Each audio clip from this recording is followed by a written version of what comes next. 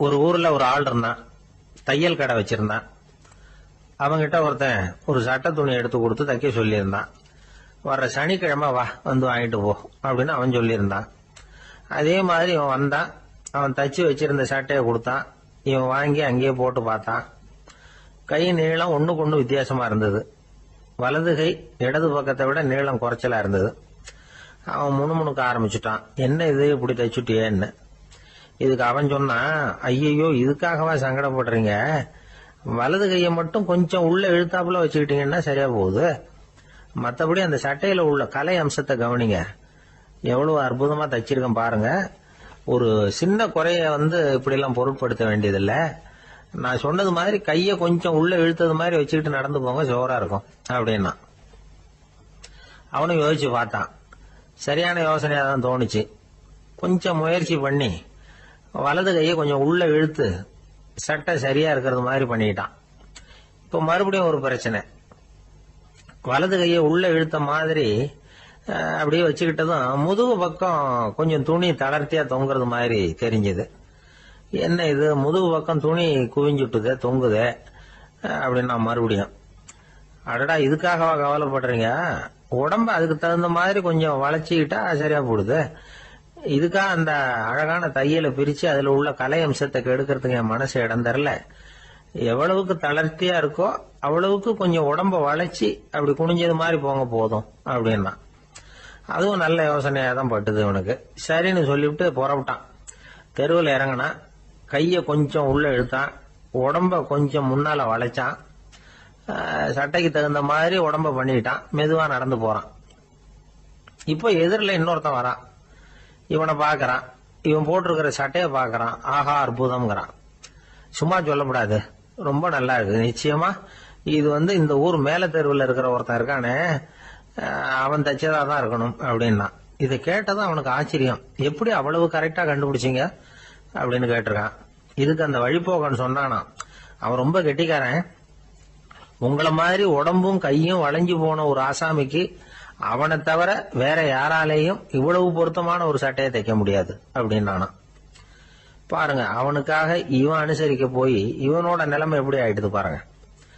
இதே மாதிரிதான் சில சடங்குகளும் சம்பிரதாயங்களும் நம்மளை கோமாளி ஆக்கி விட்டுரும். எதுவா இருந்தாலும் அதுல அறிவுபூர்வமான அணுகுமுறை அவசியம். ஒரு நர்ஸ் அவசரமா ஓடி டாக்டர் கிட்ட சொல்லிச்சான், டாக்டர் ஒரு தப்பு நடந்து போச்சு, 10ஆம் நம்பர் பெட்ல இருக்கிற பேஷண்ட்டுக்கு காலில் ஆபரேஷன் பண்றதுக்கு பதிலாக கையில ஆபரேஷன் பண்ணி விட்டீங்க. கை ஆபரேஷன் பண்ணிக்க வேண்டிய ஆள் 7ஆம் நம்பர் பெட்ல இருக்கார் அப்படின்னு தான். அதுக்கு ஒரு பதட்டப்படாம சொன்னாராம், பரவாயில்ல இவரை தூக்கி 7ஆம் நம்பர் பெட்ல போட்டுரு அப்படின்னு. ஒரு ஊர்ல ஒரு ஆள் இருந்தான். அவன் ஒரு நாள் கோயிலுக்கு போனான். கடவுள்கிட்ட வேண்டிக்கிட்டான், எனக்கு ஒரு 1,00,000 ரூபாய் நீ கொடுத்தா நான் உன் சன்னதியில ஒரு தேங்காய் உடைக்கிறேன் அப்படின்னு வேண்டிக்கிட்டான். கடவுள் பார்த்தார். உடனே அவன் கண் முன்னாடி தோன்றினார். இந்தா நீ கேட்ட 1,00,000 ரூபாய் அப்படின்னு சொல்லி அவன் கையில பணத்தை கொடுத்துட்டு மறைஞ்சிட்டார். இவனால நம்பவே முடியல. இவ்வளவு சுலபமா கிடைக்கும்னு தெரிஞ்சிருந்தா அனாவசியமா ஒரு தேங்காய் உடைக்கிறேன்னு வேண்டி இருக்க வேண்டியது இல்லையே அப்படின்னு நினைச்சான். இருந்தாலும் வேண்டுதலை நிறைவேற்ற வேண்டியது கடமை. அதுக்காக என்ன பண்ணா, பக்கத்துல ஒரு கடைக்கு போனான்.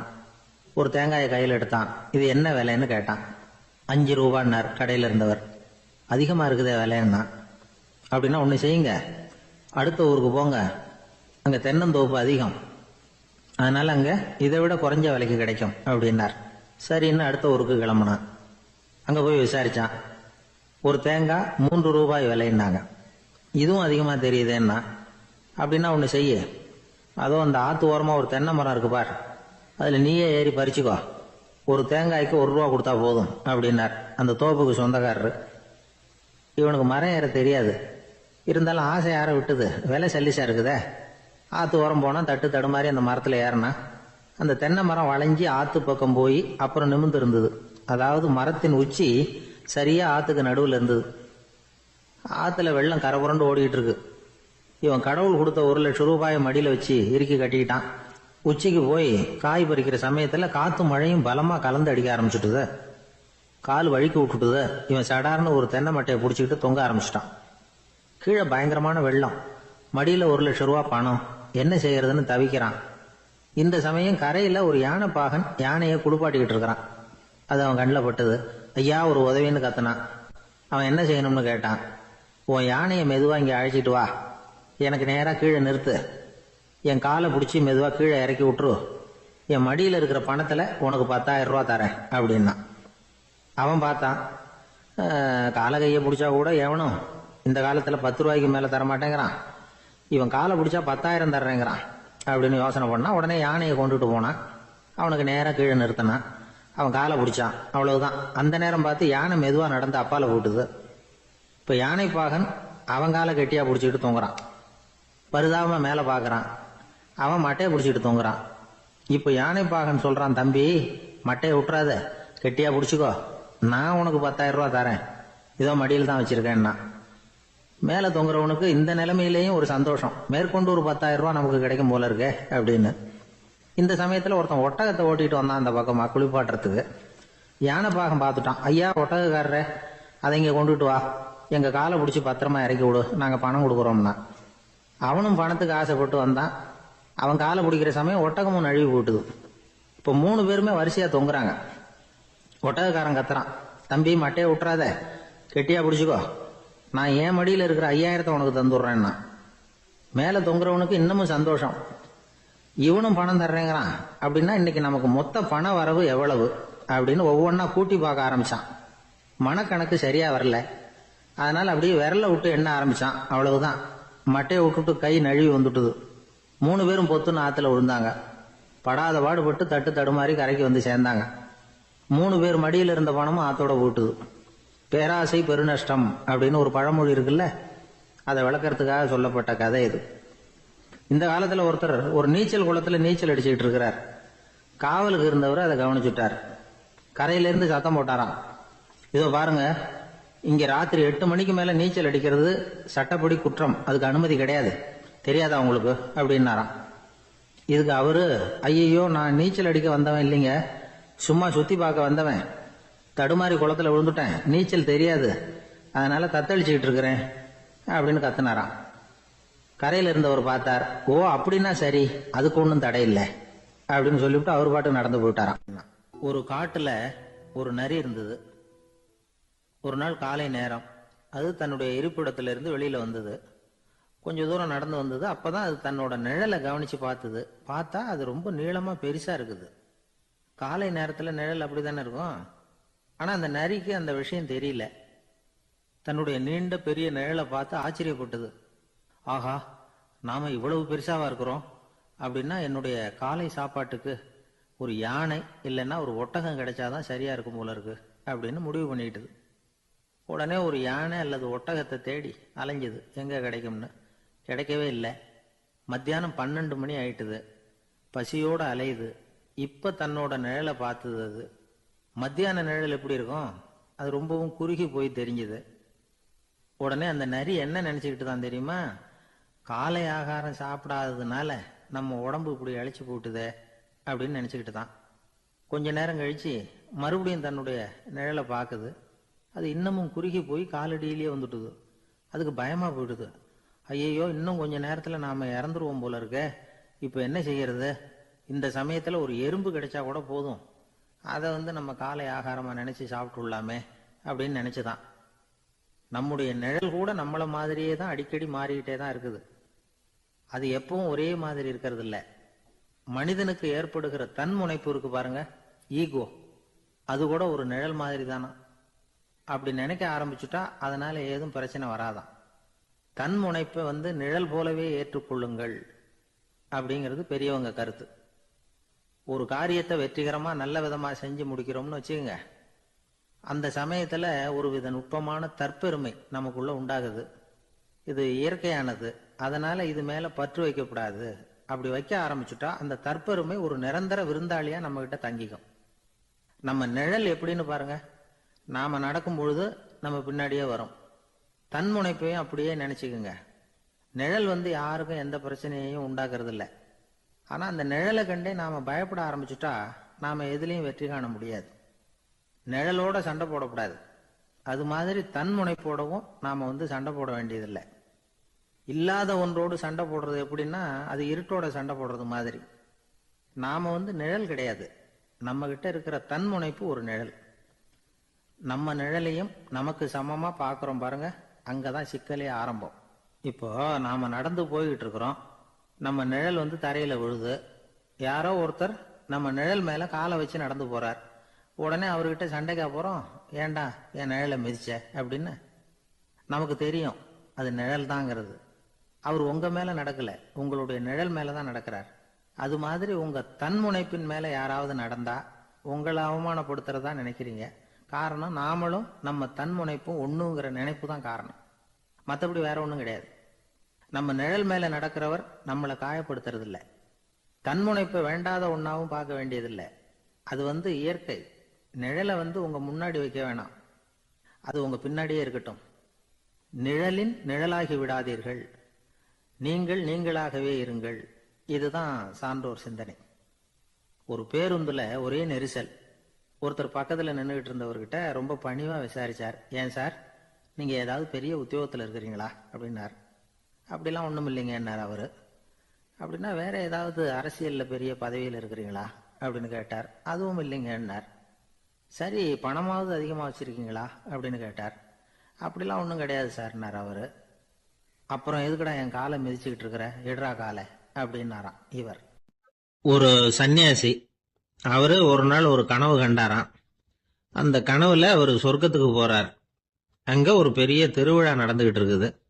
எங்க பார்த்தாலும் அலங்கார வளைவுகள், வண்ணமயமான விளக்குகள், பாதைகள் பூரா மலர்கள், எல்லா கட்டடங்களும் ஒளிமயம். அவ்வளவு கோலாகலமா பிரம்மாண்டமா அந்த திருவிழா நடந்துகிட்டு இருக்குது.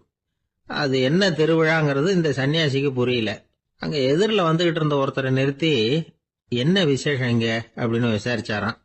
உனக்கு தெரியாத விஷயம், இன்னைக்கு இறைவனுக்கு பிறந்த நாள், அதைத்தான் எல்லாரும் சேர்ந்து கொண்டாடுறோம். இதுக்காக பிரம்மாண்டமான ஊர்வலம் ஒண்ணு வரப்போகுது. இறைவனே அந்த ஊர்வலத்துல கலந்துகிறார் அப்படின்னார் அவரு. உடனே அந்த சன்னியாசி ஒரு மரத்து நிழல்ல ஒதுங்கி நின்றுகிட்டார். ஊர்வலம் வந்துகிட்டு இருக்குது. முதல்ல ஒரு குதிரை வந்துகிட்டு இருக்கு. அது மேல ஒருத்தர் உட்காந்துருக்கிறார். அவருக்கு பின்னாடி நிறைய பேர் கூட்டமா வந்துகிட்டு இருக்கிறாங்க. இவ்வளவு கூட்டம் இவர் பின்னாடி வருதே, யார் இவரு அப்படின்னு கேட்டார். ஒரு மதத்தின் பெயரை சொல்லி, இவர் அந்த மதத்தின் தலைவர், அவரை பின்பற்றுகிற மக்கள் கூட்டம் பின்னாடி வந்துகிட்டு இருக்குது அப்படின்னு விவரம் சொல்லி இருக்கிறாங்க. இவங்களுக்கு அடுத்தபடியா இன்னொரு குதிரையில ஒருத்தர் வந்துகிட்டு இருக்கிறார். அவருக்கு பின்னாடி ஏகப்பட்ட கூட்டம். இவர் யாருங்க அப்படின்னு கேட்டிருக்காரு சன்னியாசி. அங்க இருக்கிறவங்க விவரம் சொல்லி இருக்கிறாங்க. இன்னொரு மதத்தின் பெயரை சொல்லி, இவர் அந்த மதத்தினுடைய தலைவர், அவர் வழியை பின்பற்றுகிறவர்கள் அவர் பின்னாடி கூட்டமா வந்துகிட்டு இருக்கிறாங்க அப்படின்னு இருக்காங்க. இப்படி ஒவ்வொருத்தரா குதிரை மேல வந்துகிட்டே இருக்கிறாங்க. அவங்கள பின்பற்றியும் ஒவ்வொரு கூட்டம் வந்துகிட்டே இருக்குது. அந்த பெரிய ஊர்வலம் அது பாட்டுக்கு போயிட்டு இருக்குது. கடைசியா அது முடிஞ்சது ரொம்ப நேரம் கழிச்சு. அதுக்கப்புறம் கொஞ்ச நேரம் கழிச்சு ஒரு வயசான ஆள் குதிரை மேல வந்துகிட்டு இருக்கிறார். ஆனா அவருக்கு பின்னாடி யாருமே இல்லை. அவர் பரிதாபமா தனியா வந்துகிட்டு இருக்கிறார். அவர் அந்த ஊர்வலத்தை சேர்ந்தவரா இல்லையாங்கிறதே தெரியல. இவர் யாரு, இவர் ஏன் இப்படி தனியா வந்துகிட்டு இருக்கிறார் அப்படின்னு கேட்டிருக்காரு அந்த சன்னியாசி. என்னது இப்படி கேக்குறீங்க, இவர் தான் கடவுள், இவருக்காக தான் இன்னைக்கு இந்த ஊர்வலமே நடக்குது, இவருக்கு தான் இன்னைக்கு பிறந்த நாள், முன்னாடி போற ஊர்வலம் பூரா இவருடைய பிறந்த நாளை கொண்டாடுறதுக்காகத்தான் அப்படின்னு இருக்காங்க. இதை கேட்டதும் அந்த சன்னியாசிக்கு திடுக்குன்னு தூக்கி போட்டிருக்கு. இது வரைக்கும் கனவு கண்டுகிட்டு இருந்தவர் முடிச்சுக்கிட்டார். அதுக்கப்புறம் தான் யோசிச்சு பார்த்திருக்கார்.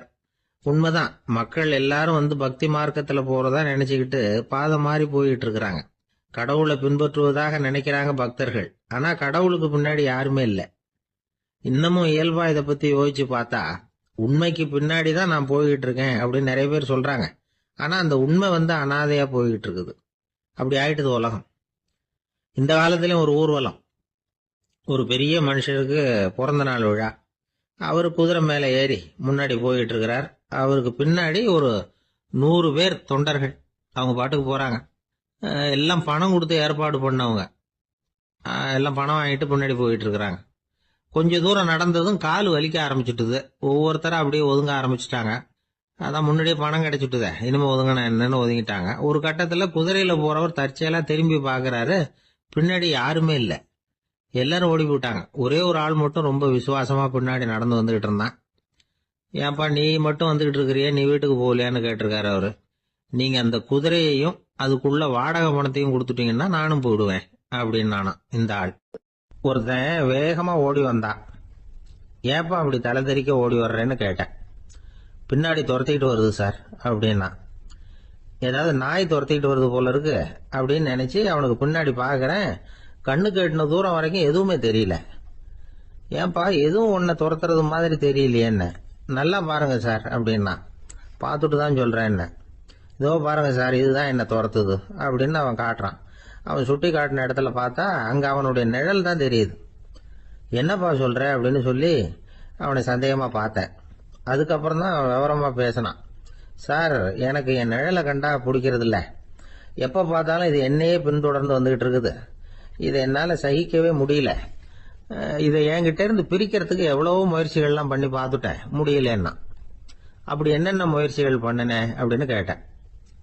அவன் என்னென்ன செஞ்சாங்கிறத விவரமா சொன்னான்.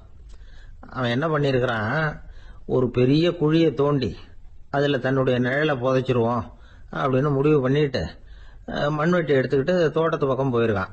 ஆழமா ஒரு குழியை தோண்டி இருக்கான். குனிஞ்சு பாக்குறான். அந்த குழிக்குள்ள தன்னுடைய நிழல் தெரியுது. ஆஹா, இதுதான் சமயம், நிழல் இப்ப குழிக்குள்ள இருக்கு, மண்ணை போட்டு மூடி விடலாம் அப்படின்னு நினைச்சுக்கிட்டு கொஞ்சம் மண்ணை அள்ளி போட்டான். பார்த்தா இப்ப அந்த நிழல் அந்த மண்ணுக்கு மேல வந்து நிக்குது. இது ஏதுடா வம்பா போச்சு அப்படின்னு அவசரமா மண்ணை வாரி போட்டு மூடி பாக்குறான். குழி பூராவும் மூடி விட்டு பாக்குறான். மறுபடியும் நிழல் மேல வந்து உட்காந்துட்டு இருக்குது. சரி, இத குழியில புதைக்க முடியாது அப்படின்னு முடிவு பண்ணிட்டு இதை இங்கேயே இப்படியே விட்டுட்டு ஒரே ஓட்டமா ஓடி போடுவோம் அப்படின்னு நினைச்சு எடுத்தான் ஓட்டம். அது காலை நேரம். இவன் மேற்க நோக்கி ஓடிட்டு இருக்கிறான். ஓடி ஓடி பாக்குறான், நிழல் இவனை விட வேகமா இவனுக்கு முன்னாடி ஓடிட்டு இருக்கு. சரி, திரும்பி ஓடி பார்ப்போம் அப்படின்னு நினைச்சுக்கிட்டு அப்படியே சடார்னு திரும்பி ஓட ஆரம்பிச்சான். பார்த்தான், அப்பாடா நிழலை காணல.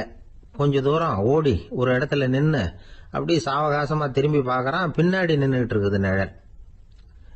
இப்படி ஓடி வந்துதான் இங்க நம்ம முன்னாடி நின்று தன்னுடைய அவஸ்தையை சொல்லிட்டு இருக்கிறான். இந்த நிழலை துரத்துறது அல்லது வெட்டி விடுறது, இதுக்கு ஏதாவது வழி இருக்கா சொல்லுங்க சார் அப்படிங்கிறான். நமக்கு ஒன்றும் புரியல. அந்த நேரம் பார்த்து ஒரு பெரியவர் வந்தார். அவர்கிட்ட யோசனை கேட்டோம், என்ன செய்யலாம்னு. அவர் சொன்னார், இந்த பாருப்பா, நீ அங்கேயும் எங்கேயும் ஓடாத, அப்படியே கீழே படுத்துக்கொண்டார். அது நல்ல உச்சி வேலை. அவன் அப்படியே கீழே படுத்துக்கிட்டான். இப்ப அப்படி இப்படின்னு திரும்பி பார்க்கறான், நிழலை காணல. அவன் இப்பதான் நிம்மதியா இருந்தான். இப்ப அந்த பெரியவர் சொன்னார், எல்லா மனிதர்களுமே இப்படிதான் ஓடிட்டு இருக்கிறாங்க. நான் எனது அப்படிங்கிற ஆணவம் தான் அவங்கள துரத்திக்கிட்டு இருக்கு. அதை விட்டுட்டு ஓடணும்னு நினைச்சாலும் அது முன்னாடி வந்து நிக்குது. பரம்பொருளை நோக்கி ஓடுறப்போ இந்த ஆணவம் பின்னாடி வந்துடுது. பரிபூர்ண சரணாகதிங்கிற நிலையில அது முழுசுமா மறைஞ்சுடுது. தன்னை உணர்கிற வேலை அது. அந்த நேரம் மனிதனுக்கு விடுதலை உணர்வு ஏற்படுகிற நேரம் அது. அப்படிப்பட்ட சுதந்திர மனிதர்களாக எல்லாரும் மாறி போயிட்டாங்கன்னா இந்த உலகமே இன்பமயம் அப்படின்னு ஒரு விளக்கம் கொடுத்தார் பெரியவர். நம்மால் ஒருத்தர் வேகமா ஓடி வந்துகிட்டு இருந்தான். ஏன்டா அப்படி ஓடி வர்ற அப்படின்னு கேட்டார் எதிரில் வந்தவர். ஆசை துரத்துது, அதுதான் ஓடி வர்றேன்னா. உனக்கு என்ன ஆசைன்னு கேட்டார். எனக்கு ஒன்றும் ஆசை இல்லைங்க, என்னை எப்படியாவது பிடிச்சுடணும்னு போலீஸ்காரங்களுக்கு ஆசை. அந்த ஆசை இப்ப என்ன துரத்தி பின்னாடி வந்துகிட்டு இருக்குது. அதுதான் தப்பிச்சு வந்துகிட்டு இருக்கிறேன். குறுக்க நிக்காதீங்க சார், வழியை விடுங்க அப்படின்னு சொல்லிவிட்டு வேகமா ஓடி மறைஞ்சான். அசோக மன்னர் வந்துகிட்டு இருக்கார். அவருடைய ஆலோசகர்கள் எல்லாம் பக்கத்துல வந்துகிட்டு இருக்கிறாங்க. அந்த சமயத்துல எதிரில் ஒரு புத்த பிக்ஷு வர்றார். அசோகர் பாக்குறார். ஓடி போய் அவர் காலில் விழுந்து வணங்குறார். அசோக மன்னரின் தலை அந்த புத்த துறவியின் பாதத்துல பட்டுக்கிட்டு இருக்கு. பக்கத்துல நின்றுகிட்டு இருந்த அமைச்சருக்கு இது ரொம்ப சங்கடமா போச்சு. ரொம்ப வருத்தப்பட்டார். நம்ம அசோக சக்கரவர்த்தி எப்பேற்பட்டவர், அவரோட தலை ஒரு சன்னியாசியின் பாதத்துல படுறதா அப்படின்னு நினைச்சு ரொம்ப கவலைப்பட்டார். அரண்மனைக்கு திரும்பினதும் அமைச்சர் மெதுவா ஆரம்பிச்சார். அரசே, எனக்கு ரொம்ப வருத்தமா இருக்குது அப்படின்னார். எதுக்குன்னார் மன்னர். அசோக சக்கரவர்த்தியின் தலை, அதாவது அந்த சிரம், ரொம்ப மதிப்புமிக்க ஒன்று.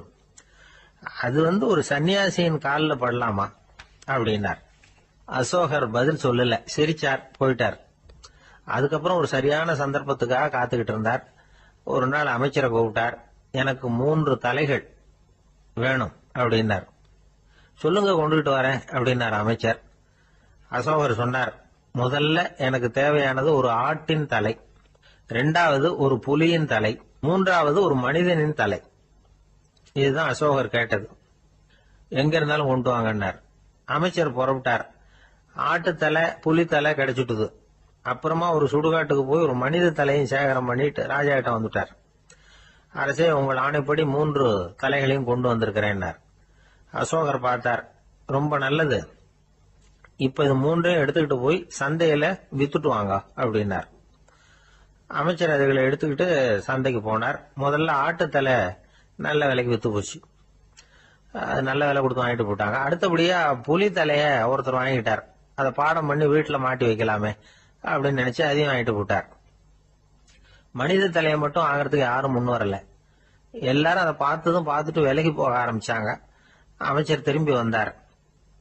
அரசே, இந்த தலையை மட்டும் யாரும் வாங்க மாட்டேங்கிறாங்க அப்படின்னார். சரி, பரவாயில்ல, இது இலவசமாவே எனாமாவே யாருக்கிட்டையாவது கொடுத்துட்டு வந்துருங்க அப்படின்னார். அமைச்சர் மறுபடியும் சந்தைக்கு போனார். இதை இலவசமா தரேன், இதை வாங்கிக்கோங்க அப்படின்னார். அப்பவும் அதை யாரும் வாங்கிக்கிறதுக்கு தயாரா இல்லை.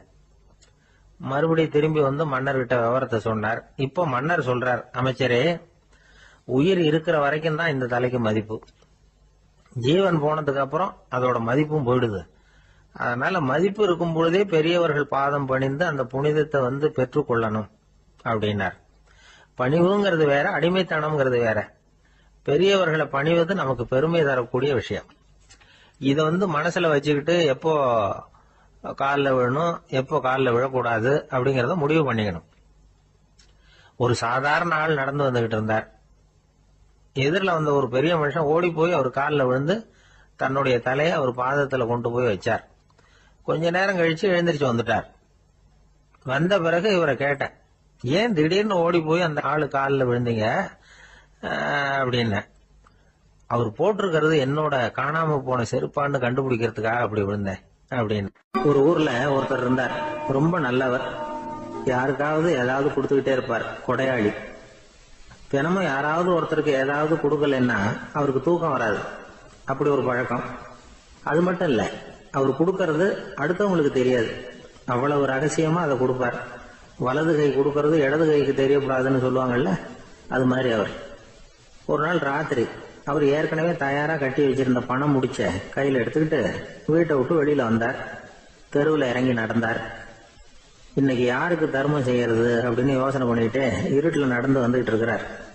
யாரோ ஒருத்தர் எதிரில் வர்றது மாதிரி தெரிஞ்சுது. உடனே அவர் கிட்ட போனார்.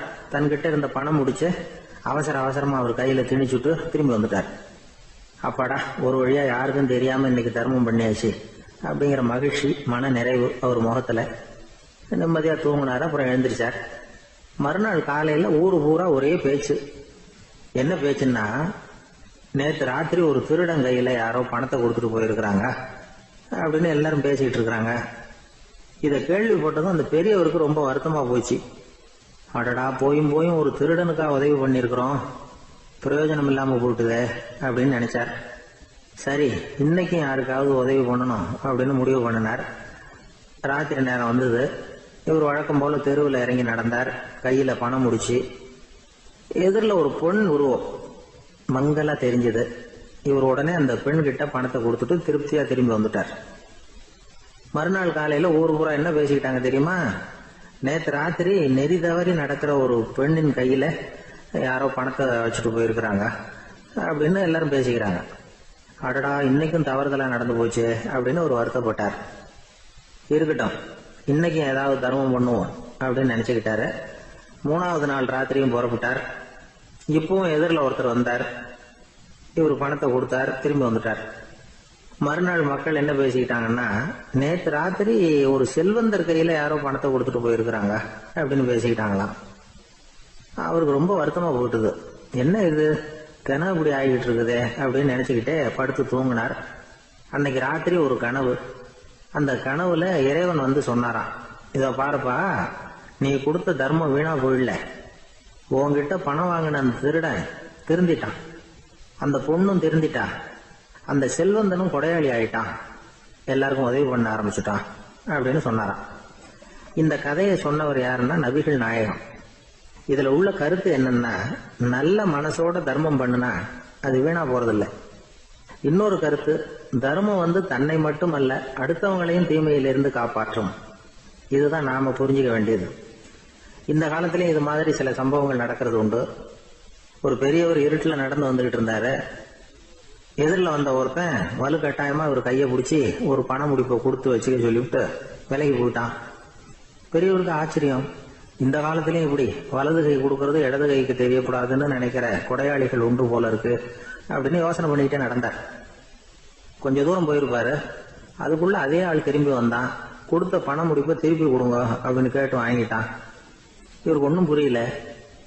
ஏன் இப்படி பண்றேன்னார். அது ஒண்ணும் இல்லைங்க, கொஞ்ச நேரம் இதை உங்ககிட்ட கொடுத்து வச்சிருந்தேன் அவ்வளவுதான் அப்படின்னா. ஏன்னு கேட்டார். என்னை பின்னாடி போலீஸ் தேடிக்கிட்டு வந்துகிட்டு இருக்குது, அதுதான் அப்படி பண்ணேன். இப்ப போயிட்டு இனிமே ஒன்றும் பயம் இல்லை அப்படின்னு சொல்லிவிட்டு அவன் பாட்டுக்கு நடந்து போறான். ஒரு ஊர்ல ஒரு பெரியவர் இருந்தார். அவரு ஒரு குரு. அவர் தொடர்ந்து தியான கூட்டங்கள் நடத்துவார். அந்த கூட்டத்துல கலந்துக்கிறதுக்காக பல ஊர்கள்ல இருந்து சீடர்கள் நிறைய பேர் வருவாங்க போவாங்க. ஒரு நாள் அங்க கூட்டம் நடந்துகிட்டு இருக்குது. அந்த சமயத்துல சீடர்கள்ல ஒருத்தன் என்னத்தையும் திருடி விட்டான். மற்ற சீடர்கள் அதை கவனிச்சுட்டாங்க. இவன் ஆப்பிட்டுக்கிட்டான். கூட்டம் முடிஞ்ச பிற்பாடு இவன் திருடின விஷயத்த அந்த பெரியவர்கிட்ட போய் சொன்னாங்களாம். அவர் கவனத்துக்கு கொண்டுகிட்டு போனாங்க. ஆனா அவர் இத காதலியே போட்டுக்கல, கண்டுக்கவே இல்லை. போய் சொன்ன சீடர்களுக்கெல்லாம் ஏமாத்தமா போயிட்டுது. என்ன இது, இவ்வளவு தூரம் நாம கண்டுபிடிச்சு போய் சொல்றோம், அவரு கண்டுக்கவே மாட்டேங்கிறாரே அப்படின்னு ஒரு மாதிரி ஆயிட்டாங்க. இருந்தாலும் அதை பத்தி ஒண்ணுமே சொல்லிக்கல, பேசாம இருந்துட்டாங்க. கொஞ்ச நாள் ஆச்சு. அதே ஆளு மறுபடியும் ஒரு திருட்டுல மாட்டிக்கிட்டான். சீடர்கள் மறுபடியும் அந்த குரு கிட்ட விஷயத்த சொன்னாங்க. அவர் அப்பவும் வழக்கம் போல சும்மாவே இருந்துட்டார். இவர் இப்படி இருக்கிறத பார்த்ததும் அந்த சீடர்களுக்கு கோபம் வந்துட்டுது. உடனே அந்த சீடர்கள்லாம் ஒண்ணு கூடி பேசினாங்களாம். எல்லாருமா சேர்ந்து ஒரு விண்ணப்பம் தயார் பண்ணாங்க. அதை குருநாதர்கிட்ட கொண்டுட்டு போய் கொடுத்தாங்க. அந்த விண்ணப்பத்துல இவங்க என்ன எழுதியிருக்கிறாங்க தெரியுமா? குருநாதர் அவர்களே, உடனே திருடனவன் மீது சட்ட நடவடிக்கை எடுக்கணும். நீங்க அப்படி அவனை இங்க சேர்க்கப்படாது.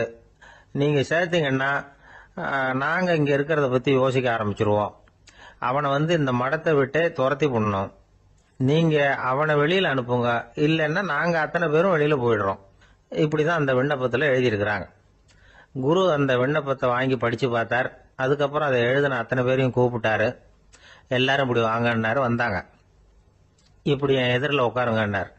உட்கார்ந்தாங்க. அப்புறம் சொன்னார், இதை பாருப்பா, நீங்க எல்லாரும் புத்திசாலிகள். உங்களுக்கு எது நல்லது எது கெட்டதுங்கிறது நல்லா தெரியும். நீங்க மேற்கொண்டு ஏதாவது படிக்கணும்னு நினைச்சா வேற எங்க வேணும்னாலும் போகலாம். அதுக்கு நான் தடை சொல்ல மாட்டேன். ஆனா உங்களால குற்றம் சாட்டப்பட்ட அவன் இருக்கானே, அவன் எப்படின்னா அவனுக்கு எது நல்லது எது கெட்டதுங்கிறதெல்லாம் தெரியாது. அதனாலதான் திருடுறான். நீங்க சொல்றது மாதிரி அவனை அடிச்சு துரத்தி விடுறோம்னு வச்சுங்க, அவனுக்கு எப்படி நல்லது கெட்டது தெரியும்? அவனுக்கு அதை யாரு சொல்லி கொடுக்கறது? அதனால இங்கேயே இருக்கட்டும், அதுதான் சரி. இதுக்காக நீங்க எல்லாரும் என்னை விட்டுட்டு போனாலும் சரி, அவனை நான் விரட்ட மாட்டேன் அப்படின்னு விட்டாரான். இவ்வளவையும் திருடனை அந்த சீடன் கேட்டுக்கிட்டே இருந்திருக்கான்.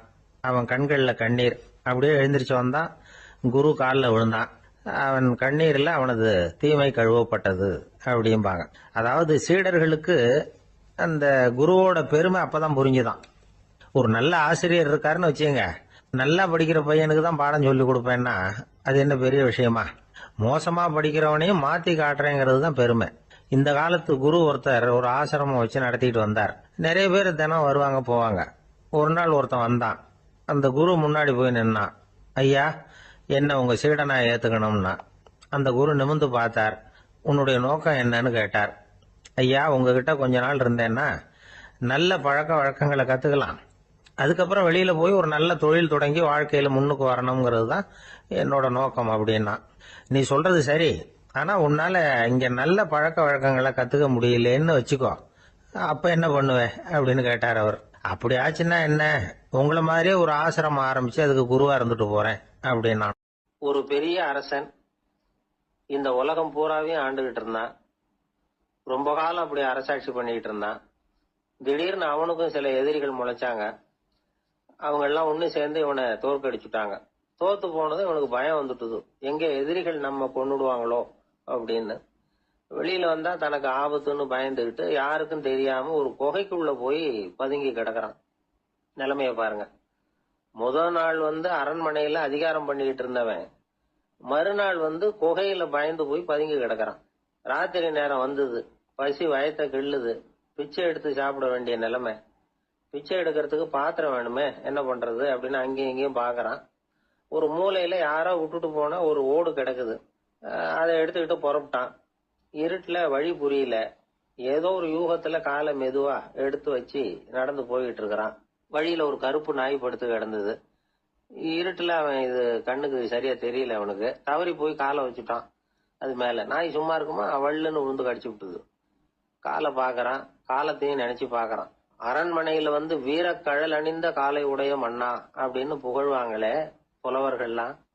ஆனா அது இன்னைக்கு நாய் கடிச்ச காலம் ஆயிட்டுதே அப்படின்னு நினைக்கிறான். அது மட்டும் இல்ல, முன்னாடி எல்லாம் பொற்கிண்ணங்கள்ல தான் அவன் சாப்பிடுவான். ஆனா இப்போ உடைஞ்சு போன ஓட்டு, அது ஓட்டை வந்து கையில வச்சுக்கிட்டு நிக்கிறான். அதுல ஏதாவது யாராவது சாப்பாடு போடுவாங்களான்னு. முன்னாடி எல்லாம் நிறைய பேர் அரண்மனைக்கு வருவாங்க. அரசருக்கு காணிக்கைன்னு சொல்லி இவன் காலடியில கொண்டாந்து கொட்டுவாங்க. அப்போலாம் இவன் அந்த ஜனங்களுடைய முகத்தை திரும்பி கூட பாக்குறது இல்ல. ரொம்ப கர்வமா உட்காந்துருப்பான். அதே ஆளு இன்னைக்கு எல்லார் கண்ணிலையும் படுறது மாதிரி பிச்சை எடுத்துக்கிட்டு இருக்கிறான். அப்போலாம் காணிக்கைகளை வந்து தன்னுடைய கையால வாங்குறது தனக்கு கௌரவ குறைச்சல்னு நினைச்சு தன்னுடைய வேலைக்காரங்களை விட்டுதான் அதை வாங்க சொல்லுவான். இப்ப பாத்தீங்கன்னா அவனே தன் கையாலேயே பிச்சை வாங்குறான். நினைச்சு பாருங்க, அந்த மனுஷன் முத நாள் அரசன், மறுநாள் பிச்சைக்காரன். எவ்வளவு வித்தியாசம்! செல்வம் தான் இப்படி ஒரு வித்தியாசம் ஏற்படுறதுக்கு காரணம். அப்படிப்பட்ட செல்வம் வாழ்க்கையை நடத்துறதுக்கு நமக்கு தேவைதான். ஆனா அதையே நாம அடைய வேண்டிய பயனா நினைக்கிறோம் பாருங்க, அதுதான் வேடிக்கை. இத வந்து நம்மாழ்வார் அழகா ஒரு பாசுரத்துல சொல்றார். ஒரு நாயகமாய் ஓட உலகுடன் ஆண்டவர், கருணாய் கவர்ந்த காலர், சிதைகிய பானையர், பெருநாடு காண இம்மையிலே பிச்சைதாம் கொள்வர், திருநாரணன் தாழ் காலம் பெற சிந்தித்து உய்மினோ அப்படிங்கிறார் நம்மாழ்வார். ஒரு பெரிய பணக்காரர் ஒரு துறவிகிட்ட போய், சாமி என்கிட்ட நிறைய பணம் இருக்கு, இருந்தாலும் நிம்மதி இல்ல, என்னால நிம்மதியா இருக்க முடியல, என்ன காரணம்னு கேட்டாராம்.